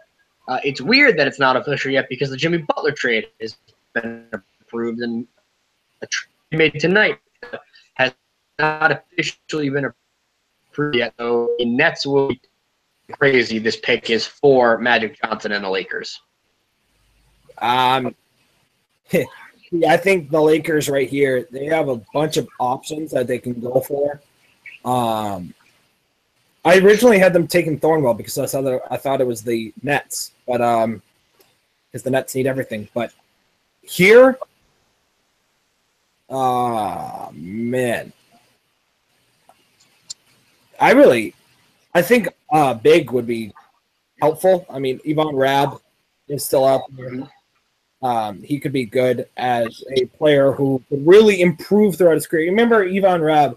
He was a player who was really not looked at. He was really focused on the past 2 years.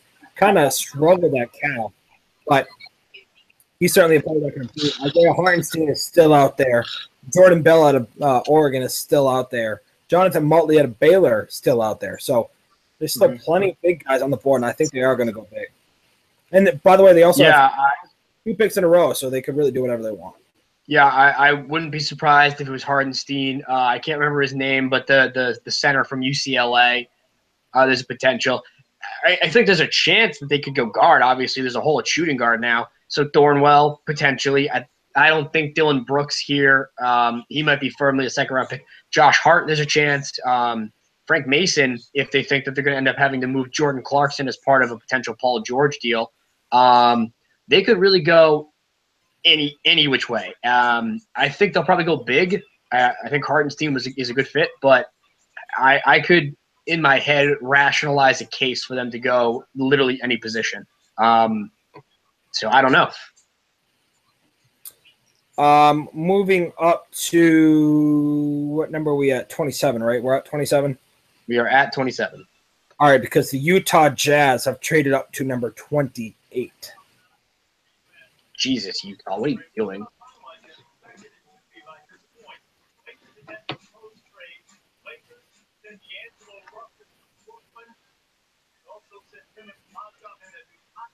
So you're trading D'Angelo Russell and Timofey Mozgov to the Nets.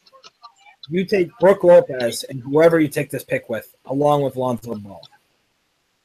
Yeah, and I mean, look, you get out of Mozgov's big contract, which they were going to have to shed to have any shot at free agents next year. They probably still have to find a way out of Luol Deng's contract. They get a guy back on Brook Lopez. They can take a look at him. He's an expiring contract. They could re-sign him probably for a lot less than he's making next year. I think he's making $22 million. Probably bring him back for 14 or 15 if they so desire. And you're getting a draft pick here. Obviously, you lose D'Angelo, but he's a guy who clearly kind of fell out of favor with the organization. They moved him from his natural position, and they've drafted his replacement. So, straight for both sides. So for the Lakers pick for the 28 pick, Utah has traded the number 30 and 42 pick to Lakers to move up to that pick. So they're definitely eyeing somebody. But we'll I would say there's a potential they're eyeing. They're obviously eyeing a fringe guy who they think be an early second round pick, but who also might not be there for them at 30. I don't know who that guy could be. Certainly they have to draft someone to take the place of the departed Trey Lyles, a guy like Jordan Bell. Imagine him coming off the bench behind the monster Rudy Gobert. That would make a lot of sense. If they don't think he's going to get to them at 30, it makes sense to move up. But here we go. Brooklyn's pick for the Lakers. At number 27. So this one still is going to the Lakers. Kyle Kuzma, the small forward out of Utah. Oh. So the Lakers take Kuzma, technically a small forward, but also a power forward. I don't know. He's kind of one of those 3-4 guys. Knockdown shots. Absolute knockdown shooter. 50% from the field. 16.4 points per game. First team All Pac-12. 8 rebounds per game. He can do it all on the court. Can Kuzma. 15 double-doubles. 5 less than Maggie Milligan. Had a great year at Utah. And so he can do it. He can be a stretch 4. So he'll be a 3 or 4 with his size. So definitely a good pick for the Lakers. You take Brook Lopez and Kyle Kuzma for D'Angelo Russell and the other dude, Timofey Mozgov, whose name I couldn't remember. Yeah, I mean, look, this guy's 6'9.5", nice size, almost 6'10". All first team Pac-12. I think it's a nice fit coming off the bench behind Brandon Ingram. So to finish out that Philly moving up to the Orlando pick, they sent them the 2020 first rounder for Philly, which is protected 1 through 20, which apparently you can do. And if it doesn't convey, it converts into 2 second rounders.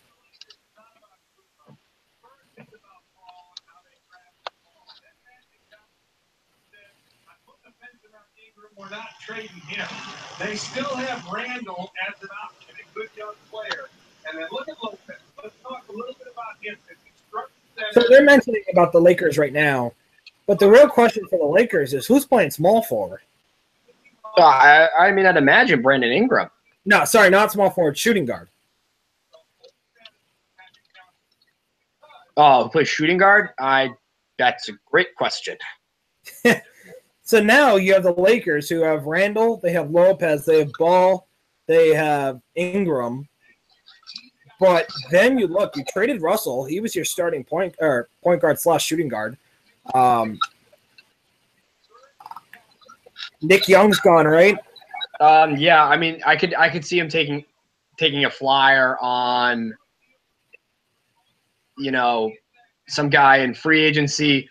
If there's a guy with, a terrible, like a big contract that's expiring, there's a chance that they could move another asset, potentially Julius Randle, and the big contract of Luol Deng.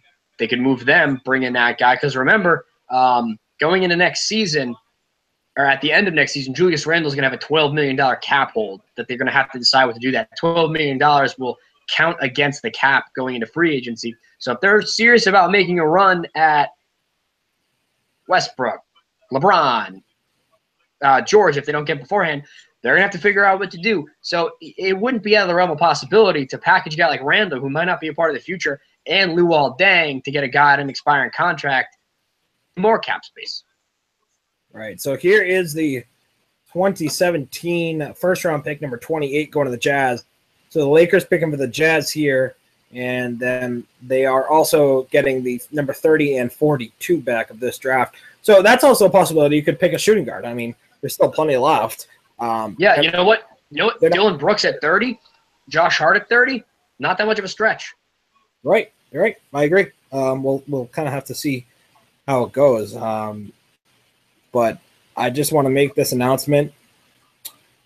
Mike Niddle has officially won the mock draft award and is getting a free dinner from Josh McCauley. Congratulations. It is mathematically impossible for Josh McCauley to come back. Tony Bradley at UNC. I've never heard of him. Isn't he the guy who hit the game winner? No, he's not. 6'10", that was a white dude. 6'10", 249. Big guy down low. Averaged about 15 minutes a game for UNC. 7 points a game, 5 rebounds. And this pick is going to Utah, correct? Yes. All right. Another big guy for him. I think it would have made more sense to go for an athletic freak in Jordan Bell, but okay. Well then, there you go. I mean, now the Spurs up. I had them going Frank Jackson with a little bit of guard help. Seeing as how Ginobili and Parker are both aging, Green might be on the market. Might Aldridge as well, but Frank Jackson brings speed and agility to this team, and we'll see if they can pick him up. Yeah, Hartenstein screams Spurs to me because he's an international guy. He's a big guy. If Green is on the way out, if Ginobili is retiring, a guy like Dylan Brooks makes sense here. Josh Hart is a guy who also screams San Antonio Spurs at me. So I think any of those guys, look, whoever the Spurs take is going to end up being an all-star because that always happens.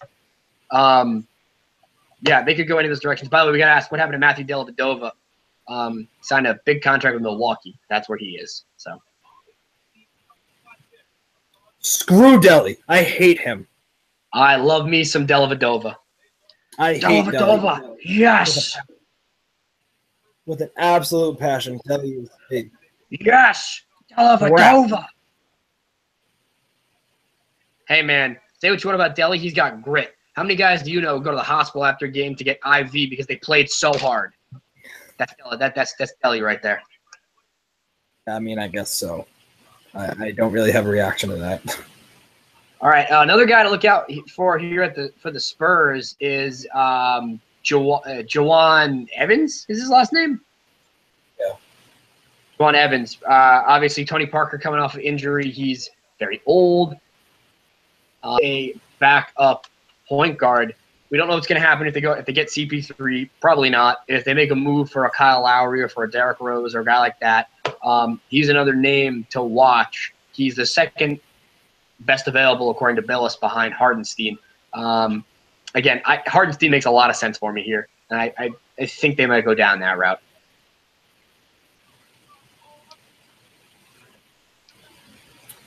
Wow, this is taking a long time. Yeah, this needs to end. I need to eat dinner. I got to go to work early tomorrow. So right now, when we're looking at this draft, Joshua McCauley, you got 2 picks left. Both of them aren't going to really make a difference. Who wins the draft right now? I got to say Denver, really. I mean, look, Tyler Lydon is going to fit very, very well with what they're doing. They grabbed Trey Lyles in that trade as well, and they ultimately didn't really give up that much. I mean, what they ended up trading draft rights to Donovan Mitchell, who they don't need another guard. That's what they've done. They traded that pick, Mitchell, essentially for Tyler Lydon and Trey Lyles, 2 players that I think are going to help them immensely and put them in a position where now they have expendable assets that have value that they could move for a big-time player. Denver, clearly a winner of this draft. See, I fully do not disagree. I do not agree with the fact that they're clear winners. My clear winner in this draft is the Minnesota Timberwolves. Okay, well, yes. Without a doubt in my mind. You know, you get a top 15 pick, top 15 player. You shore up your center, Justin Patton, allow Cat to go to the 4, and you give up pretty much just Lauri Markkanen, Zach LaVine, and Chris Dunn. I mean, it's a great trade for the Chicago Bulls, but it's even better for the Timberwolves. I have to go with the Timberwolves right here. Yeah, that's fair. I kind of forgot about them. Sports Illustrated is calling it a fleece job on behalf of the Timberwolves. They're saying they fleeced. I mean, I think it's not a fleece job, I wouldn't say myself, but it's a damn good trade for them. They definitely, as of right now, I assume they're going to win. Yeah, I mean, I would say I think Minnesota definitely won the trade. I don't think it was a fleece job. I think overall, I mean, look, Chicago got 2 guaranteed starters for next season and another guy who in Markkanen, who we'll see what he develops into. My big question, though, is what number going to wear in Minnesota, because I would assume he can't take 21 because it's probably going to be retired for Kevin Garnett. Maybe 20. His Olympic number was 4, by the way, so something to keep an eye on. Yeah, I don't really know. I really have no idea. I don't really care. That's just the Spurs are taking forever, so I'm looking for things. Well, it's not even the Spurs. If it's 2.5 minutes remaining, it's the ESPN that's taking forever. Oh, actually, the pick is in. This draft has been going for 3 hours. Yeah. The fact that there's still round 2. Round 2, I think they only have 2 minutes, and those picks are probably going to fly. Yeah, we'll see. Yeah, Jalen Rose seems to think they need a point guard. I think Jawan Evans would make a lot of sense for me, unless they value Josh Hart at the point guard position. Sense for me. Frank Mason, I don't think so. Frank Jackson? Maybe. Jesus, this is taking forever. Derek White from Colorado is a name that has been thrown out a little bit. I wouldn't be surprised if the Spurs pulled a name out of their asses like that, but that's where they are probably better. I don't see them dipping that low. I need to look up Derek White now because I have no idea who he is. So Derek White is a former Division II player. After 3 seasons at the university, former Division II player, 3 seasons at the University of Colorado, Colorado Springs. He then transferred to the state's flagship in Boulder, where he was an all Pac-12 first team point guard. On Draft Express, the mock draft in late April, he moved from number 50 to number 26. Versatile on the perimeter.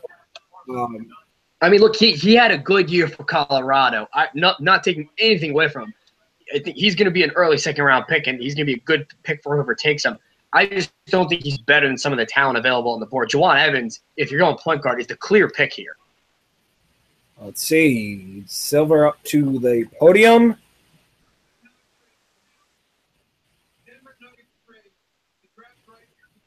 So the Nuggets and Jazz trade is official. Trey Lyles and Tyler Lydon to the Nuggets for Donovan Mitchell. That is a fleece job, in my opinion. I think Denver fleeced them.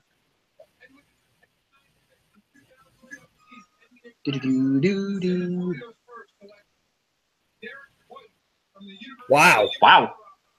Okay. I'm giving myself a pat on the back for that one.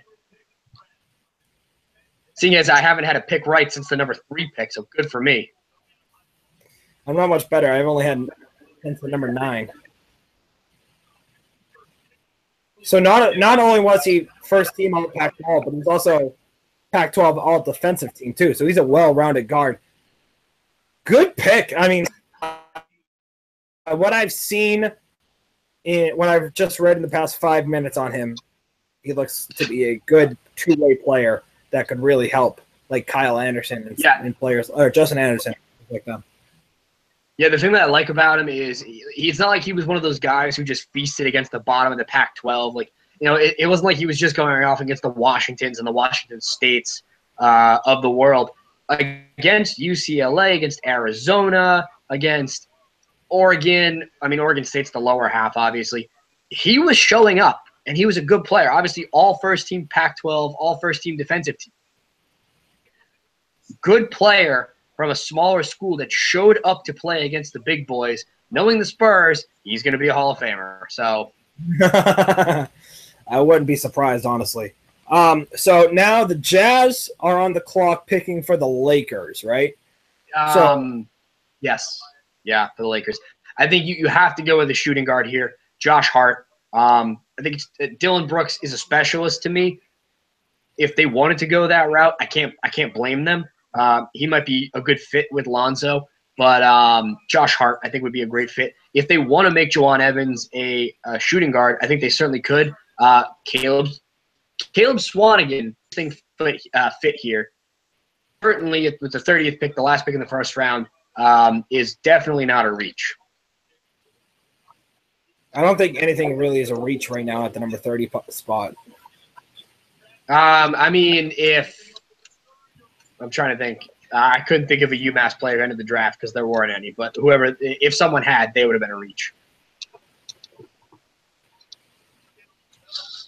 While we've got a second here, obviously your boy Tory Verdi, head coach of the UMass Minute Women basketball team, got an extension tonight.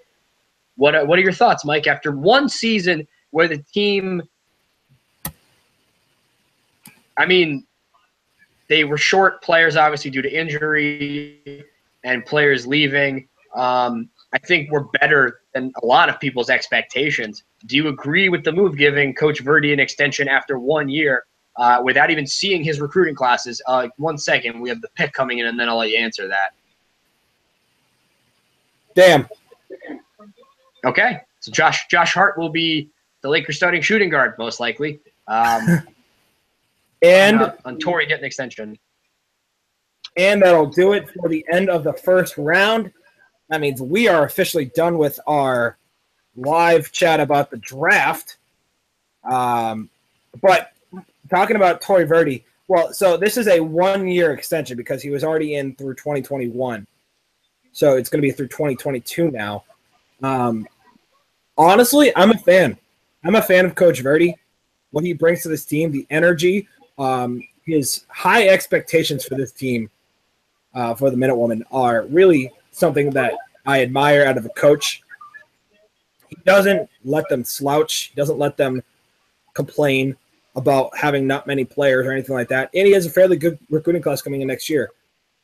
I like his coaching style a lot. It's very aggressive, and I think he's a good fit for this team. And he's bringing in his own recruiting class now, so it'll definitely be a big help. Also, Coach Canella of the men's lacrosse team got an extension as well, but I don't know much about them. But definitely, I think Coach Verdi is a good coach at the helm of this team.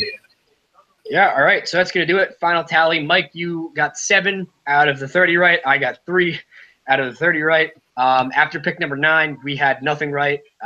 We ended up throwing in a couple ideas that ended up being right. So overall, I think we did pretty good. There was a lot of trades in this. Obviously, the big news of the night, Jimmy Butler to Minnesota for a package centered around what ended up being Lauri Markkanen, Zach LaVine, and Chris Dunn. So to be fair, there were more picks that were traded than we got right. I got 9. There was 10 picks traded. That's true. So you can't blame us. Who knows? Yeah. Maybe we would have been right. And you know what? Even on the ones that we were wrong, we were in the right direction. Right. There was one that was Harry Giles, and he got picked the next pick, and whatever. Yeah. So I think overall, great job by us. Yeah, did a great job, Josh. I will talk to you later. I am tired. Yeah. But this was good. I will talk to you probably within the week, and we'll react to this and another preview to free agency. Yep. All right. That's going to do it. Second round coming up. We don't care. First round is done, and we'll see what happens. He's Mike Niddle. I'm Josh McCauley. Thanks for watching. Thanks for commenting. We'll see you guys at some point. Take care, guys.